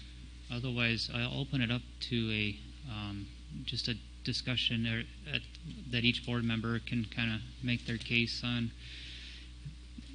why or why not you may not be in favor of the admin team's recommendation, and then we would take a vote. I guess I would just encourage that we have a discussion, not necessarily making a case. Fair point. Yeah, yeah, open discussion. If one's making a case or something, but yeah.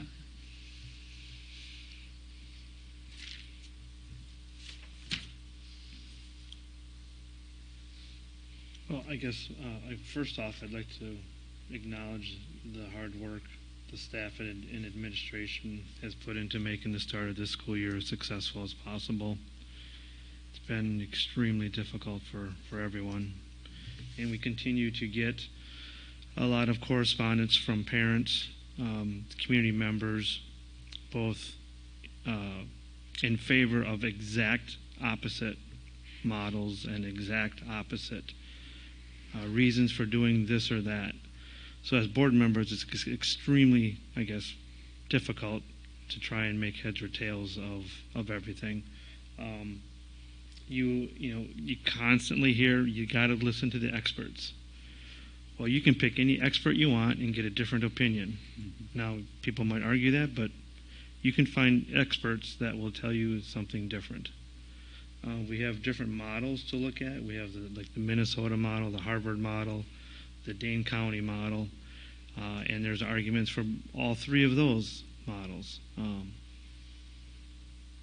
So I guess I want people to understand that we're all listening to what experts are trying to tell us, but you're getting different opinions and recommendations from experts. So it's not an easy decision, of course. I am struggling with the Dane County model. I think it's extremely restrictive. Frankly, I don't see how we're ever going to get to 19. I just don't see it. So I'm really struggling with that. Again, it's a model that Dane County the Dane County Health has come forward with, and that's their recommendation. Well, I'm struggling with that. So that's my 2 cents at this point. Okay. So, fair. What would your alternative be? Well, yeah, good question. My alternative would be to loosen up the numbers. You can still follow Dane County, the general gist of it, but rather than 19 cases, where did 19 cases come from anyway? Yeah, they do have it broken down by population of the county.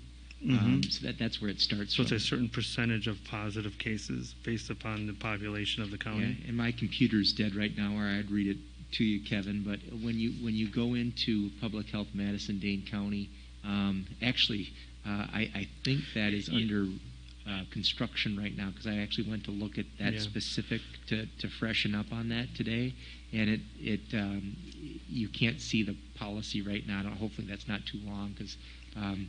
So I guess thank you. Yeah. And I don't mean to cut you off, but whatever that metric is, let's say it's 0.08 or whatever that number is to come up with 19.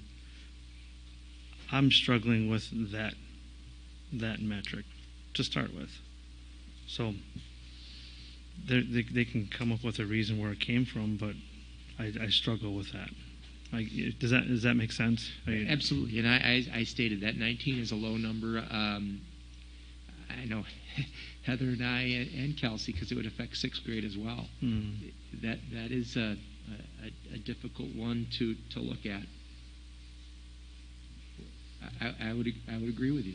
So to answer your question, Mike, I would you might say, well, I'm just picking a number off the top of my head. I'm not attacking you. No, and I would be. So for people that might be watching this or listening, what does Kevin know about why pick 21 or 25 or pick a number? What the heck do I know? So, and I don't have a magic number, but I also feel strongly that the 19 is also not a magic number. And that's why we've done some preliminary groundwork, similar to what you're seeing Wanakee and McFarland doing, where they're saying they're looking at these metrics. They support the Dane County metrics, but then they've got this advisory committee, and I think that's where what we're looking at is what would be a number that would actually make sense if it's not the 19. Mm-hmm. Again, I can't create that out of thin air, so I would certainly want some experts to look at that. That's what I'm struggling with. I just don't see 19. I don't see us ever reaching 19. I just don't. So, in essence, we're saying that 6th through 12th will be virtual for the rest of the school year. In my heart of hearts, that's what I think will happen. I just can't see us getting, unless there's a vaccine that comes into play much quicker than I think people are expecting. I think it was well said, and I agree with that. In addition to it, one thing I'm really struggling with is I'm fully aware our schools are in Dane County, but I struggle that we're not looking at our Greene County residents. That's who we serve, is our district, which includes both. I had asked you for numbers at one point, and apparently they have to self-report, though I think we could figure it out just because we have bus routes, so we know where people live. Well, that doesn't fully get it. Anyway, right. It was half and half of those that have reported in Dane and Greene. There's hundreds others that aren't, but there's over 200 that we had just self-reported. I look around this table, and 6 out of our 7 board members live in Greene County, so I struggle with that. Sure. It kind of feels like that section isn't being well represented, and in that, when we're talking about the 19 was where those numbers are picked out because of I should talk about it. So we are a small town, but we're going by Madison numbers in this, and I just don't think it represents us well. One thing I'm wondering, though, I think regardless of where your kids may or may not go to school, one thing we can agree on is we want that safety if they're in there. And so that is one extra question I had. I'm hearing sprayers, and I know we paid over $1,000 on hand sanitizer last month, and that one just stuck out to me. We're wiping things down. We're trying to get more people once the kids are here for custodial help. Is there something we're missing that we could do in addition? I mean, I'm thrilled to hear the sprayers are in, or foggers, or whatever. Is there something we're missing that we could help out? Because I'm thinking with safety precautions, we're not just asking them to walk through the doors and have a good day. and I hear it's going pretty well with 4K through second grade. They probably can teach the others a lot as to how we do it safely, because they're living it right now. Is there anything we're missing in that realm that would improve the... No, I don't think so, Barb. I think that, as we had these discussions all along when we were initially, way back in June and July, and looking at the hybrid model, looking at those cleaning protocols, we really haven't changed what those would look like. It's just on a smaller scale and based on who's in the building right now. Okay. So you think we're ready, or we have everything that we would need, at least, to be as safe as we could? I would have to check on how many sprayers are in, but yeah, that would certainly, if we were going to have all kinds of kids in, we'd have to have all of those. So that was the plan when we looked at the hybrid at the start, that we would have to, especially in between cohorts, be able to clean quickly, or at least spray quickly and then wipe down. Mm-hmm. Okay. I think Kevin summed it up pretty good. It's really challenging. And to hear some of the comments that were read. And I think we need to look at the results of the survey and recognize those families and students that want to be in the school. But of course, we all want the best for our students, and we want them to be safe. There isn't a board member here that wants any student to be in harm's way. I would task us with thinking outside the box and getting really creative so that we can help our students in whatever way we can.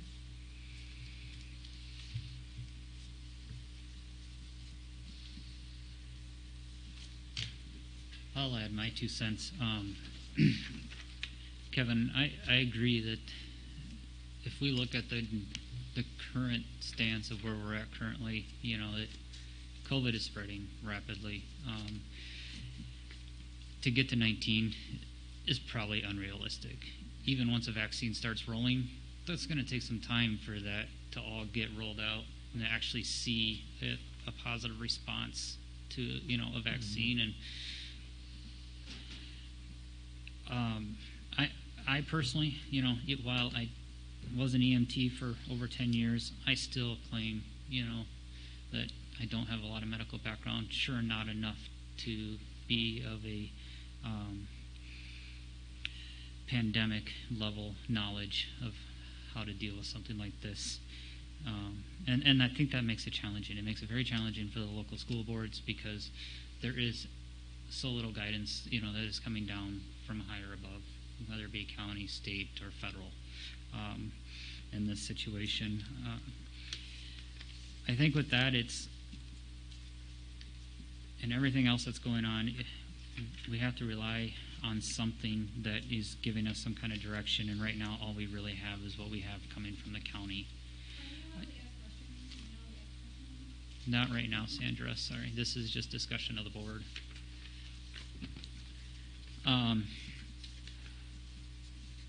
A couple of thoughts that are coming to mind too is the idea of a medical advisory board, being that we really, it's a recommendation that there really hasn't been any court cases yet trying, to go after a district where COVID has happened. That leaves a certain level of uncertainty of liabilities, most definitely. So I would definitely be open to, reaching out to some community members, that would be of, doctorate, level, and, who somebody, that the community could recognize, and having a committee put together. I think that's something that is definitely worth exploring.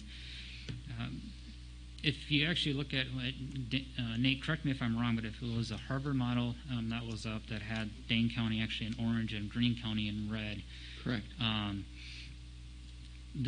right, that's all based on per capita, and those numbers, can be easily, looked at differently as, well, why is Greene County red, but Dane County's, got so many more cases, and it's just based on per capita. But one thing we know that COVID is spreading via congregation, and that's just, it's evident.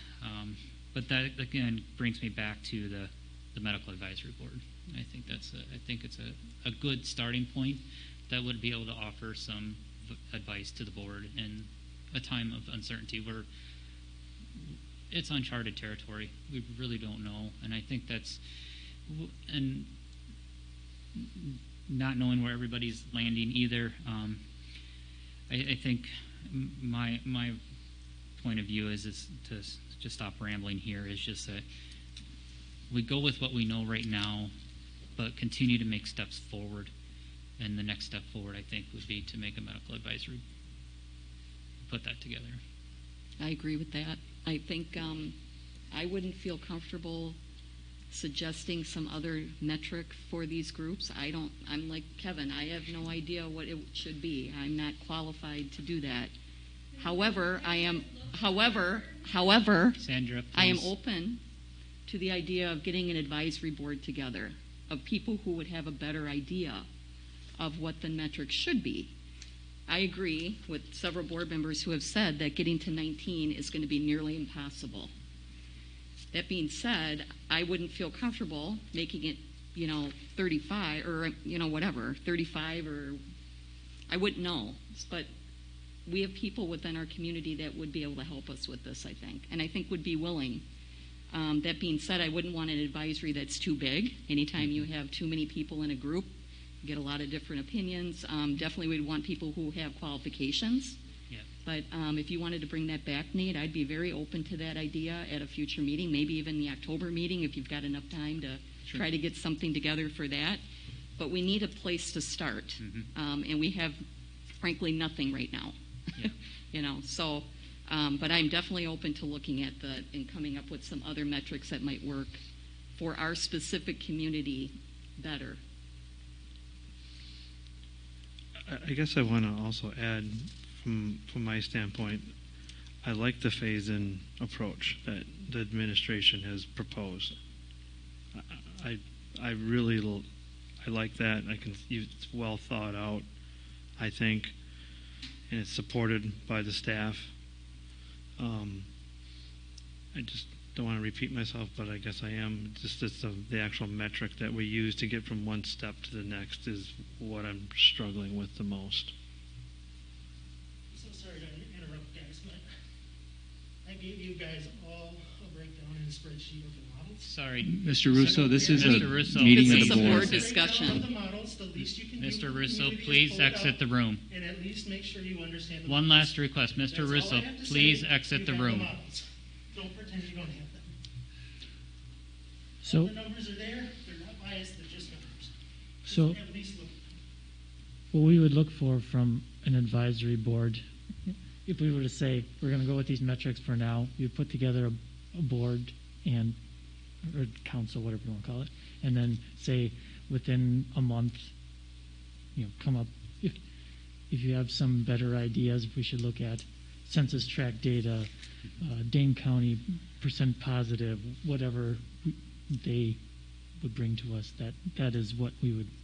That's the direction we would potentially go. Not even the 14-day per day average. It would just be completely wipe the slate clean, and they give us some potentially different recommendation. I'd be open to whatever they would come up with. Okay. Yeah, I mean, I'm not wedded to this necessarily, but that being said, they may look at this and say that the 14 days is what we should be doing, but the numbers are wrong. I don't know, but I'm open to whatever. I'm hearing what all the board members are saying, and I agree with everybody that this is a very, very strict set of metrics. It is, but in the same token, we may find people on an advisory committee that say, yeah, and they should be. We don't know, but I'm open to it. I'm open to at least exploring it because I mean, I think of all the board members here, I'm the only one that's got a senior. And this is killing our family that we don't have a kid in school his senior year. It's very, very difficult. And I'm not alone. Wendy Fay was talking about it as well. It's a tough time. So I don't want to see my kid learning at home all year. He's missed out on so much as a senior. But, you know, that being said, we need people to be safe. It's not just about my kids. It's not about your kids. It's not about just the staff. It's about everybody. And we need to do what's best for everybody. And I do hope that we can get an advisory committee together that will give us some options that we can look at.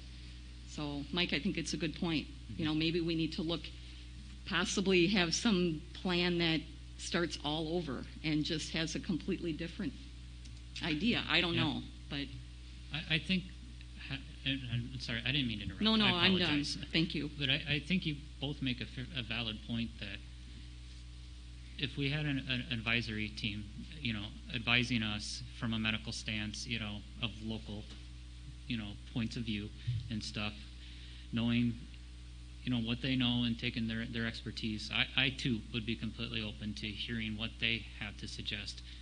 I'm just, I guess me personally, I don't have that medical background to be able to put my neck out there and say, Dane County doesn't know exactly what they're talking about, but because of the lack of other structure anywhere else, I would be cautious. I would not be able to say, yes, we need to change this number to that.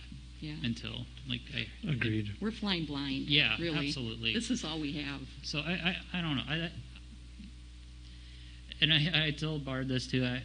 You know, and hopefully she kind of saw that I sat back a little bit tonight and was a little bit more observant. You know, because I really want to hear what everybody's thinking.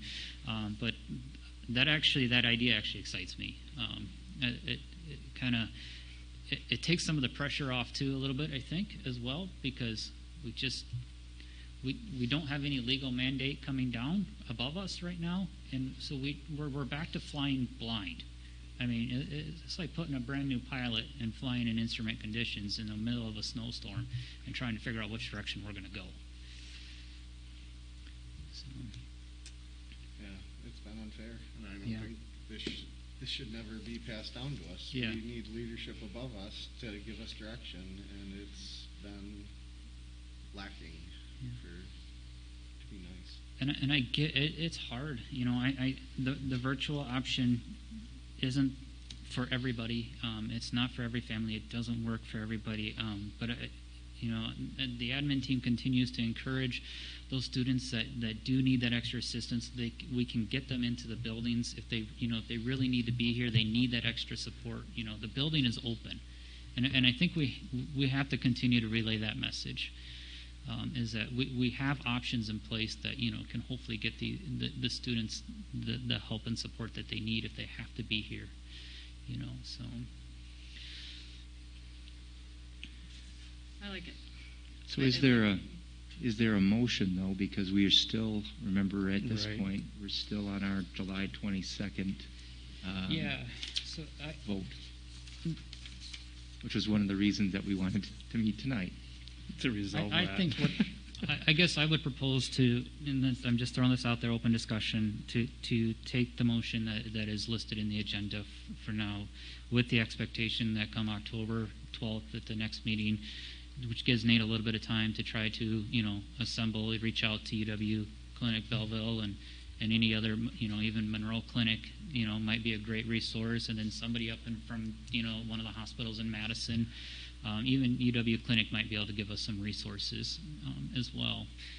So, you know, even maybe, you know, from the Monroe Clinic, St. Mary's, in New Glarus, you know, if they're, I'm just throwing ideas out, but I think if we set that expectation, we'd have something, and then hopefully after that, you know, they would have a little bit of time to meet and confer, and then if we need to, I would be completely open to having another special meeting to hearing them out, so we have some direction. We do have people within the community too. Yeah, that are absolutely. professionals. Yeah. So, I mean, we just heard from a nurse with 22 years in a pediatric I might have just messed that up, but she had a lot of Yeah, years she in I could not keep up with her credentials. That was pretty impressive. I will say that. So absolutely encourage, anybody that's watching, if they have any recommendations to forward those over to Nate, and stuff as well. Is it possible to have somewhat of a timeline on that so that it's, and maybe thinking about how many members we want on that so that we have a little bit of an idea of where we're going with that before the next meeting? I think having, 3 to 4, experts and then a couple board members, if we still feel desired to do that. That's just an idea. I really don't know what the answer is. Could be a really popular group. It could be, absolutely, absolutely. But I think I agree that, Jill's statement too is that there probably should be a certain limit though, so we don't get run away, because then you're not going to be able to come down to decisions. And I guess I would really encourage us to increase the communication with the community. How so? How so? Yeah. I'm not exactly sure, but Because I guess it's my opinion that the district has done a really, really good job of communicating everything. But I'm open for what you think, Marion. Yeah. Well, after the meeting tonight, if we're going to move forward with this committee to determine the matrix, I think the public needs to be aware of that. I also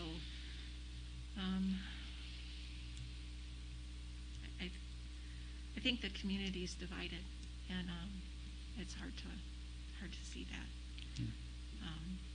So I'm hoping that with our discussion tonight, that maybe we've addressed things that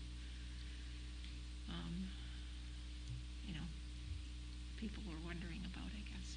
So I think the key point though is that the admin team and the building principals continue the rate of communications that they have been to the parents, continuing to survey and engage is critical.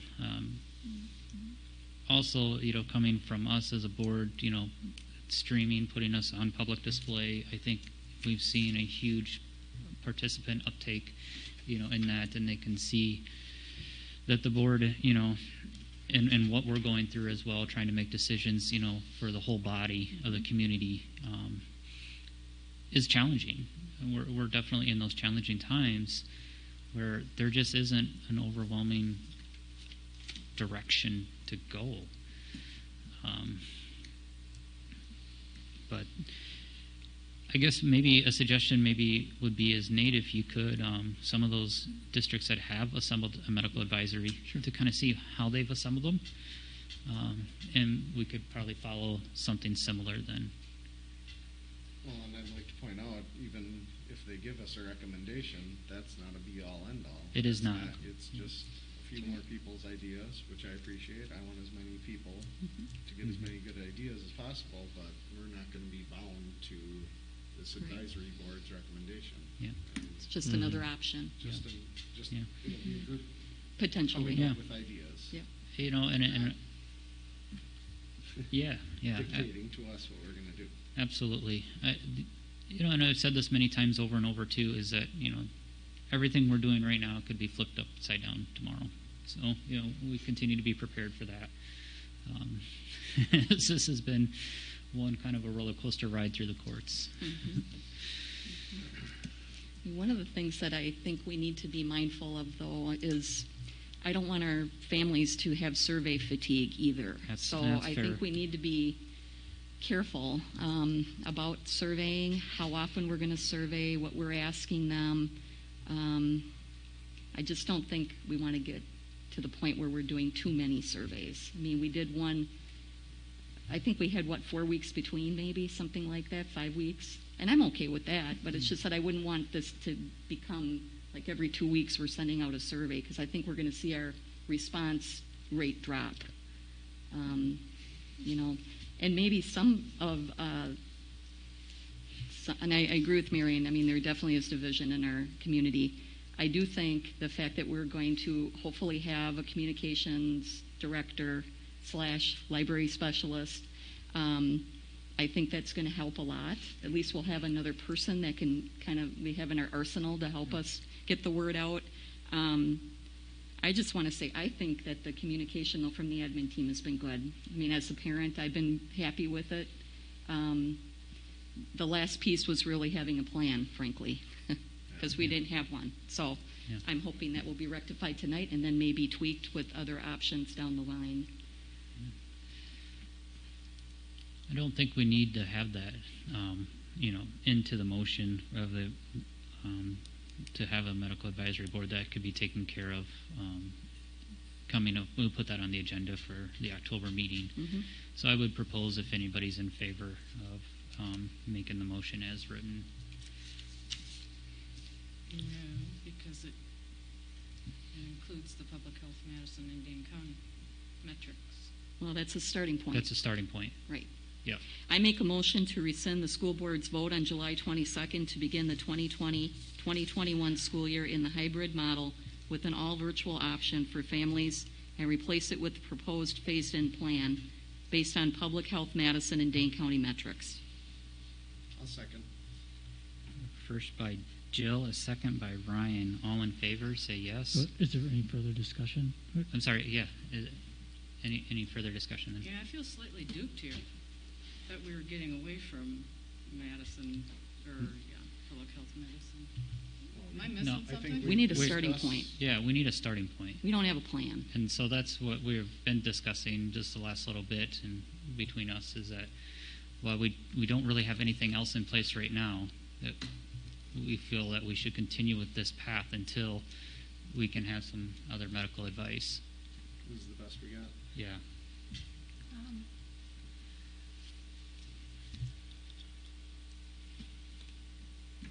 So I wouldn't say we're stuck to this forever. It's just that we're we not. will put Right. this in place until we potentially come up with something better from other local professionals that can help guide us. That's how I see it, I guess. That's absolutely correct.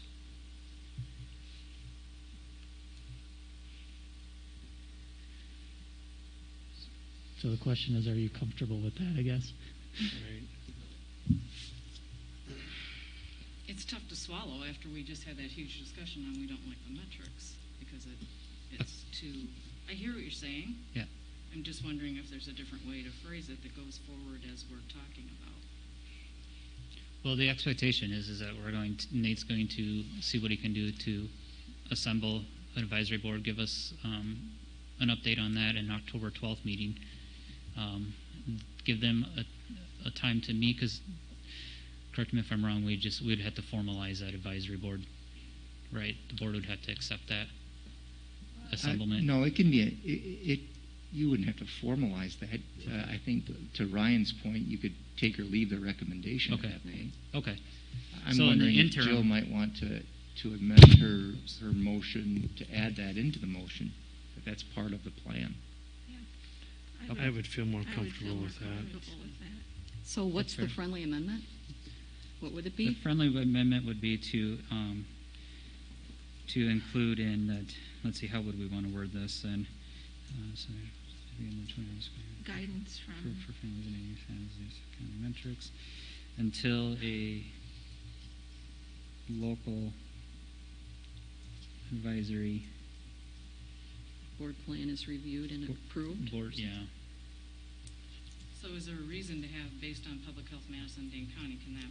Because we don't have any metrics Well, whatsoever. but it is. I mean, the proposed plan has that, so it's there. But we're saying Correct. we're accepting your plan as we fill that in again, Trevor, please. Yeah. So until I think local advisory board plan is it's approved. important that we're really clear on where we're all, so we're all on the same page. Yeah, Right. I think it is important to say what we're following right now. Because here's the other thing too, is that if we put this in saying public health, Madison and Dane County metrics, it could be that those recommendations change, right?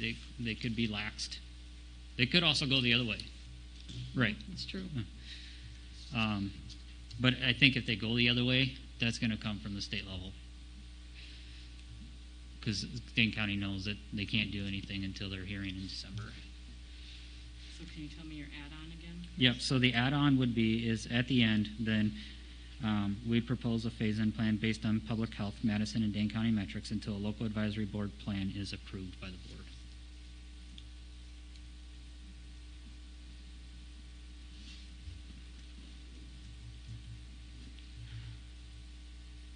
I made the first, and I'm okay with that amendment. I'll second it still. Any last discussion? Can we just have a few minutes to just Yeah. think this through? Let's take a 5-minute recess break just to mull it over, and then we'll come back for a vote. Or, sorry, can you just give me that last part again? Because I've got the other, and I Okay. just want to write it down so I can read Absolutely. it. Until a local advisory board plan is approved by the school board.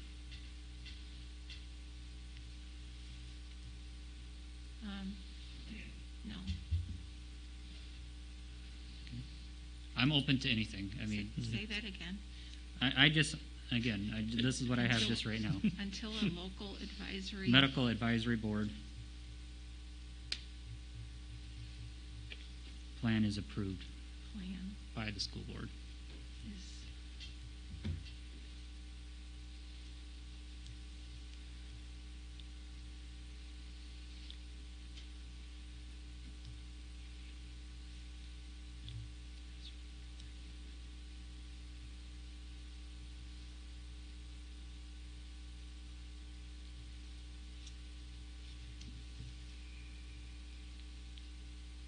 Think on that wordsmithing, and I'll be back in just a moment.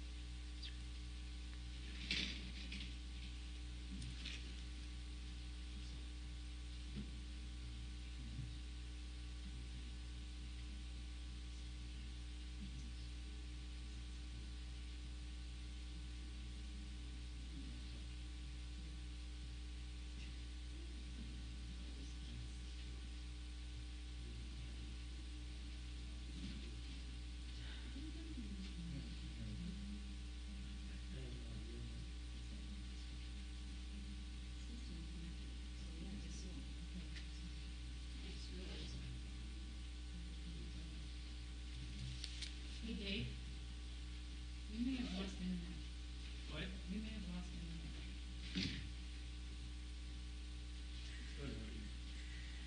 We may have lost internet.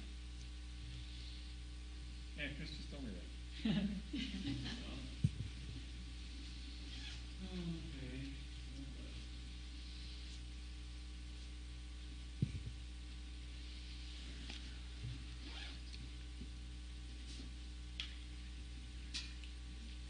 I'm just trying to get ideas and figure out, play off of each other. Sorry if I didn't take it that way at all.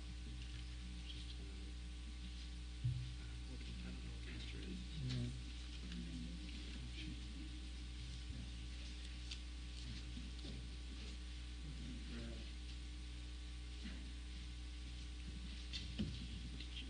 Did you look at the Harvard model closely? Is that just the Yeah, right.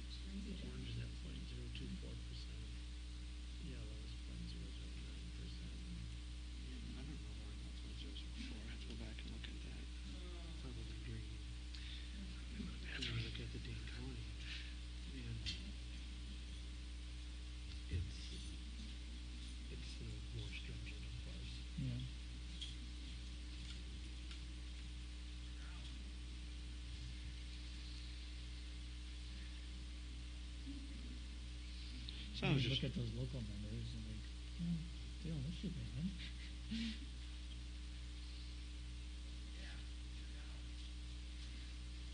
Like, well, what is bad then? what's Relative. what's good and what's bad. Yeah. I just feel that my 2 cents is, what I said, my 2 cents.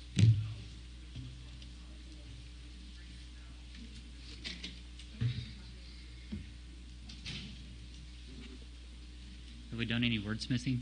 Yes, you don't want board, you want committee, Committee? medical advisory committee. Local advice?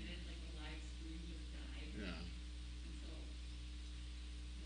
The internet's out. Oh, that's great. Running around. How convenient. Yeah, just make us look bad. Tripped over the cord. Yeah. I mean, I'm fine with them making a recommendation. Local advisory. I don't know why we would give up our power to a committee.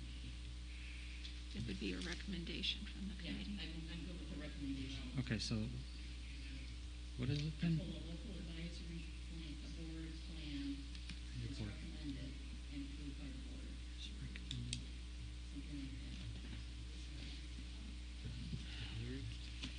I gotta write this out again. Not eight, enough. I don't like putting in.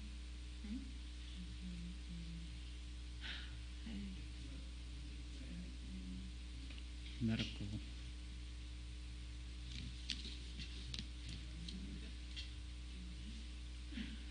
Advisory recommendation. And we're not addressing. I don't know.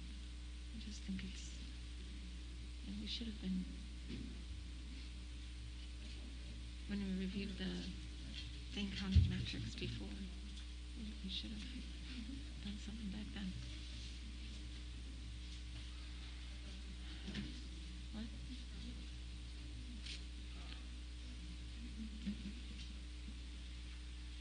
Okay, so I have right now then, correct me if I'm wrong then, until a local medical advisory recommendation is presented and approved by the board. Say that again. Sorry, Trevor. I was, That's okay. Until a local medical advisory recommendation is presented and approved by the board.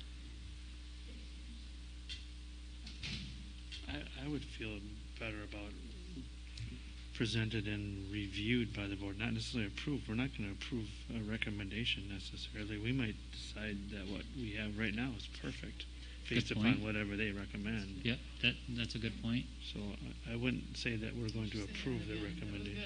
Yeah, and reviewed by the board. Yeah.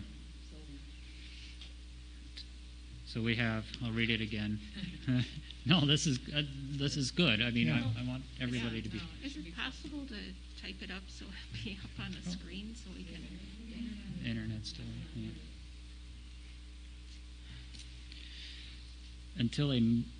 Until a local medical advisory recommendation is presented and reviewed by the board.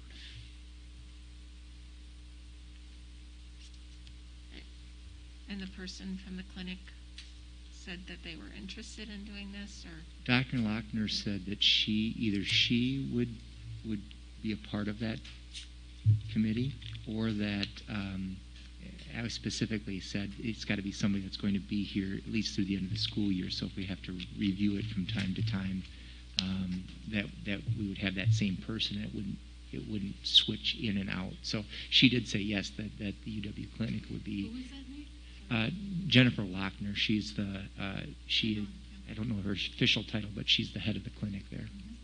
So, are there other people that are you thinking that would be on that committee? Yeah, right offhand?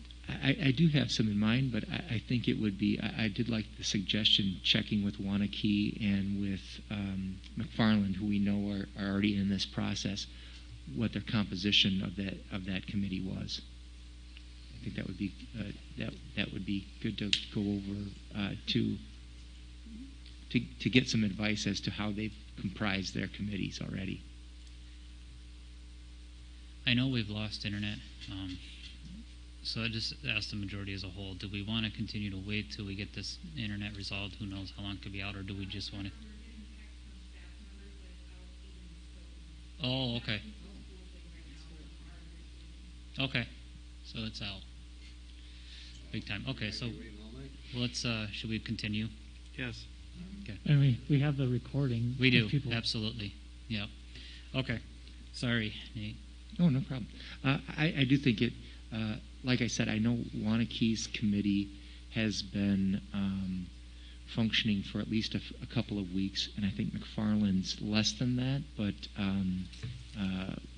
they've already got at least I'm sure they would have, the two superintendents there would have some, at least some advice as to how they comprise their committee. I would be happy to reach out to them and then build it from there. And then what's the legal counsel going to think of that? I mean, well, the legal counsel. If we're straying away from. But we're really not. No matter what we do, we will be practicing social distancing, wearing masks. We're doing everything that is recommended. So for the legal counsel, we're doing everything we're supposed to be doing. That's my understanding. Everything that's still legally in place, and even under the Dane County mandate that is still legally in place, we would still continue to follow and on up through the state and federal levels. But just the numbers, the metrics. Right, it's the metrics, right, that are under question. But if we, I think what it comes down to, right, is the ability to prove how you came to that decision on those numbers if it came up in court. How did you justify coming to that to that plan, in which we would then be able to substantiate, saying these are the credentials of the folks that provided us the recommendations in the community and stuff. And it's not to even say that, like Jill said a little while ago too, is that maybe the recommendation is to stay right where it's at. But at least we have a leg to stand on, tailored to our community. I like it. Say that again. It's tailored to our community. Yeah. I would agree with you, Barb. If you had told me 2.5 hours ago that we would be at this point, I wouldn't have probably guessed that. But I do think that what's happened in this district is that we have tried to find ways that work for us. And I think that's where it sounds like the board is going at this point. And I could certainly back that. And again, be in communication about what I find out from the other districts that are going in this route. And that's an email out to the whole board. You can advise, sooner rather than later. We don't have to wait for that. Yeah, I would love to have updates on how it's going. And I would think if we have a recommendation from such board, we would run it past legal counsel before we would even bring it to us to vote on, because that's kind of a thing that would hinge on. So I'm not concerned about that part of it. Yeah. And again, we're not going to be held to anything they recommend, so it's just going to be advisory. It'd be a recommendation, and then we can take a vote on that from there. Even the Dane County, the public health mass in Dane County is just a recommendation. It is a recommendation. That's right. So I think we can't lose. They don't have sight any of that. legal authority to enforce anything. So we're you're already right. saying we're going to follow a recommendation, right? So at this point, until further review. Right. Yeah. And I think this helps. Hopefully, the admin team as well. It still continues to give them a path forward, gives them clear direction, and it gives Nate, basically an assignment, as well. But it provides clarity in the interim. I'm happy to take it on. Great. So I don't know that we would have any discussion after a motion. So I just want to throw in a couple things. What I like is that it also gives hope. One thing I heard from quite a few people, and felt it a little myself, is after the parent survey, if we were just going to go the same old, why'd we do the survey? I think they'll feel, I hope, people will feel like we've had a few emails and others. I hope they know that we've been listening and trying to do the best that we can for our area. I do have a couple concerns that I would just like eyes on. Okay. And that is the mental health. Even going forward, this is going to take a little bit of time. Sure. And we heard a few heartbreaking things tonight, both in email and in present. We also I've just heard others, and I bet you guys have too, as far as how people are doing. I know there are some things that we're covering and talking to you guys too out there, but I know of some kids that aren't getting met yet or reached out to, and I just ask that I mean, every one of our kids in this district are impacted by this. So whether it's really showing on some strong, obvious mental health impact, they all have that, and I really want to be careful that we are taking due diligence to make sure our kids are okay. The other thing is the IT just still worries me. I know there's an offer, but if we can just follow up, that was part of the survey, I know, and I think everybody had to identify themselves. I don't need you to do hundreds of phone calls, but and maybe that's in communication. If you're having this issue, if you see your child doing drastic, I mean, our counseling team and Becca too can certainly, and our principals can come up with, if you're seeing these kind of behaviors, we want to hear about it, we want to help you out. Sure. And then the IT factor as well.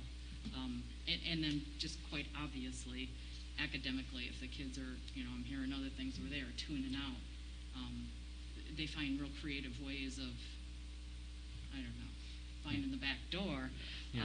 I've heard of a few of them. I wouldn't have thought of it, but just to make sure that we're still going forward, like we said, with our academic excellence that we want, and then just looking at the whole picture of those kids and what's best for them.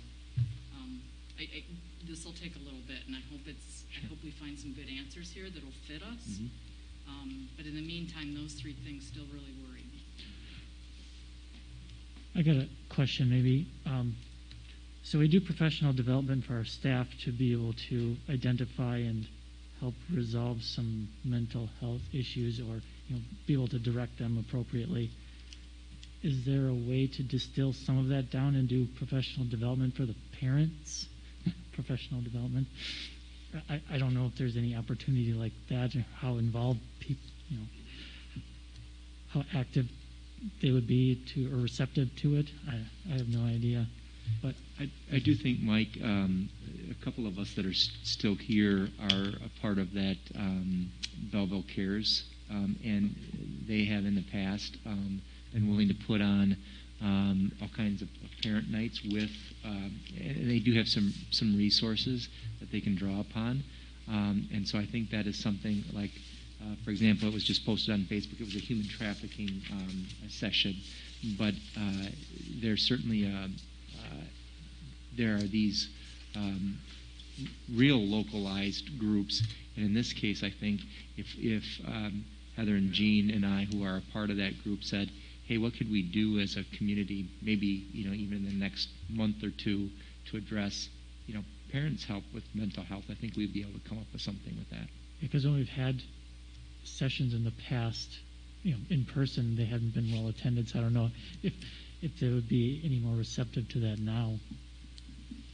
Maybe it'll be like our board meetings. I'm amazed how many people we have that are watching now. Obviously, we've got some big issues, but it would be great if we had more people attend, if it was virtual, at least to kind of keep the ball rolling with that.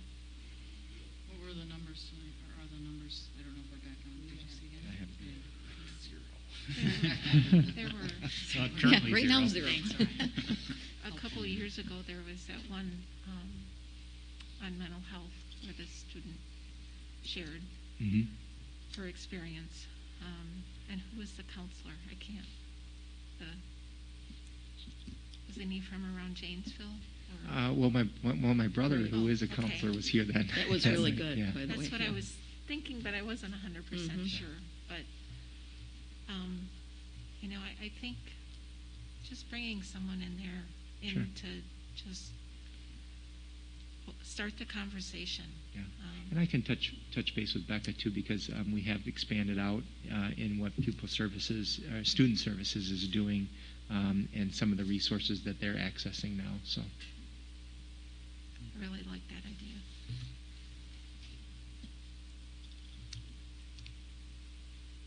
All right. Anything else? I think Heather had something to share. Does Heather? It made me think of two thoughts when you had brought that up again. I know the middle and high school counselors have an amazing feature on their webpage that they have pushed out to students. So I'm going to add that to our weekly newsletter for parents too, because I think that's very valuable, at least access to a lot of those resources. And then I also know that Mel and Kyle are working on student get-together sessions where there will be topics, and they would do them. We were trying to figure out how to get all students access to them. So they had talked about opportunities where Wednesday, all day long, block 1, 2, 3, 4, 5, and then the middle school pride block in there, they would offer, a topic of the week, and students could join like during their study halls, and it would kind of be a presentation from Mel or Kyle, and then an open discussion session to get kids talking about different topics, and maybe a way then too for Mel and Kyle to open up their doors and start to meet with students individually. So that's something that they have recently talked about as well. Thank you. Can you send that link to me personally? I need some mental health help. Well, we do have a motion on the floor too, so. Yes. So that we need to just. say that again, Marion? We do have a motion and a second on the floor. We do. So we and need to. And a friendly with a friendly amendment to until a local medical advisory recommendation is presented and reviewed by the board.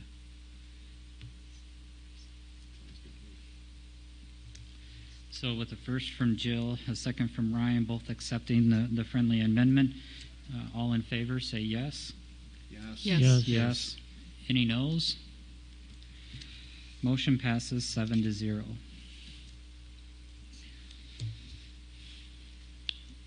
Can I just say that, again, I didn't know we were going to get to this point, but there's just a way that I have found since I've been, this is my 7th year in Belleville now, that, what necessarily works for others doesn't necessarily work here, and can we do things in a different way that does involve the community? And I think that is a solution that we've come up with tonight. I thought, the dialogue was respectful and everybody's voice was heard, and I'm just proud of you. Yeah, that's great. Unfortunately, you have more work to do now. Yeah. That's okay. That's okay. More homework. But it's the nice thing, and you probably all noticed a little bit of a change up tonight. Nate and I worked pretty hard, in preparing for this meeting tonight as well. But it was really to let the admin team come to the board, not for us to sit here and just wonder which direction we should go, but let the admin team present as to way they need to. Or that they feel that they need to be able to run the day-to-day operations of the district and what they feel that they need for the student population. Present that to the board, and then let us kind of go from there. You notice that we kind of framed some timelines and stuff so to help keep us on track and give everybody an opportunity to speak. So hopefully you found that was acceptable and worked well tonight. I personally think it did. I think we had more of an opportunity for everybody to share their voice and ask questions this way. So with that then, that's all we had on the agenda for this evening. With that, is there a motion on the table to adjourn? I'll make a motion to adjourn. I'll second that. First by Kevin, a second by Mike. All in favor say yes. Yes. Yes. Yes. All right. Any noes? Good. All right. Thanks, everybody. Good evening.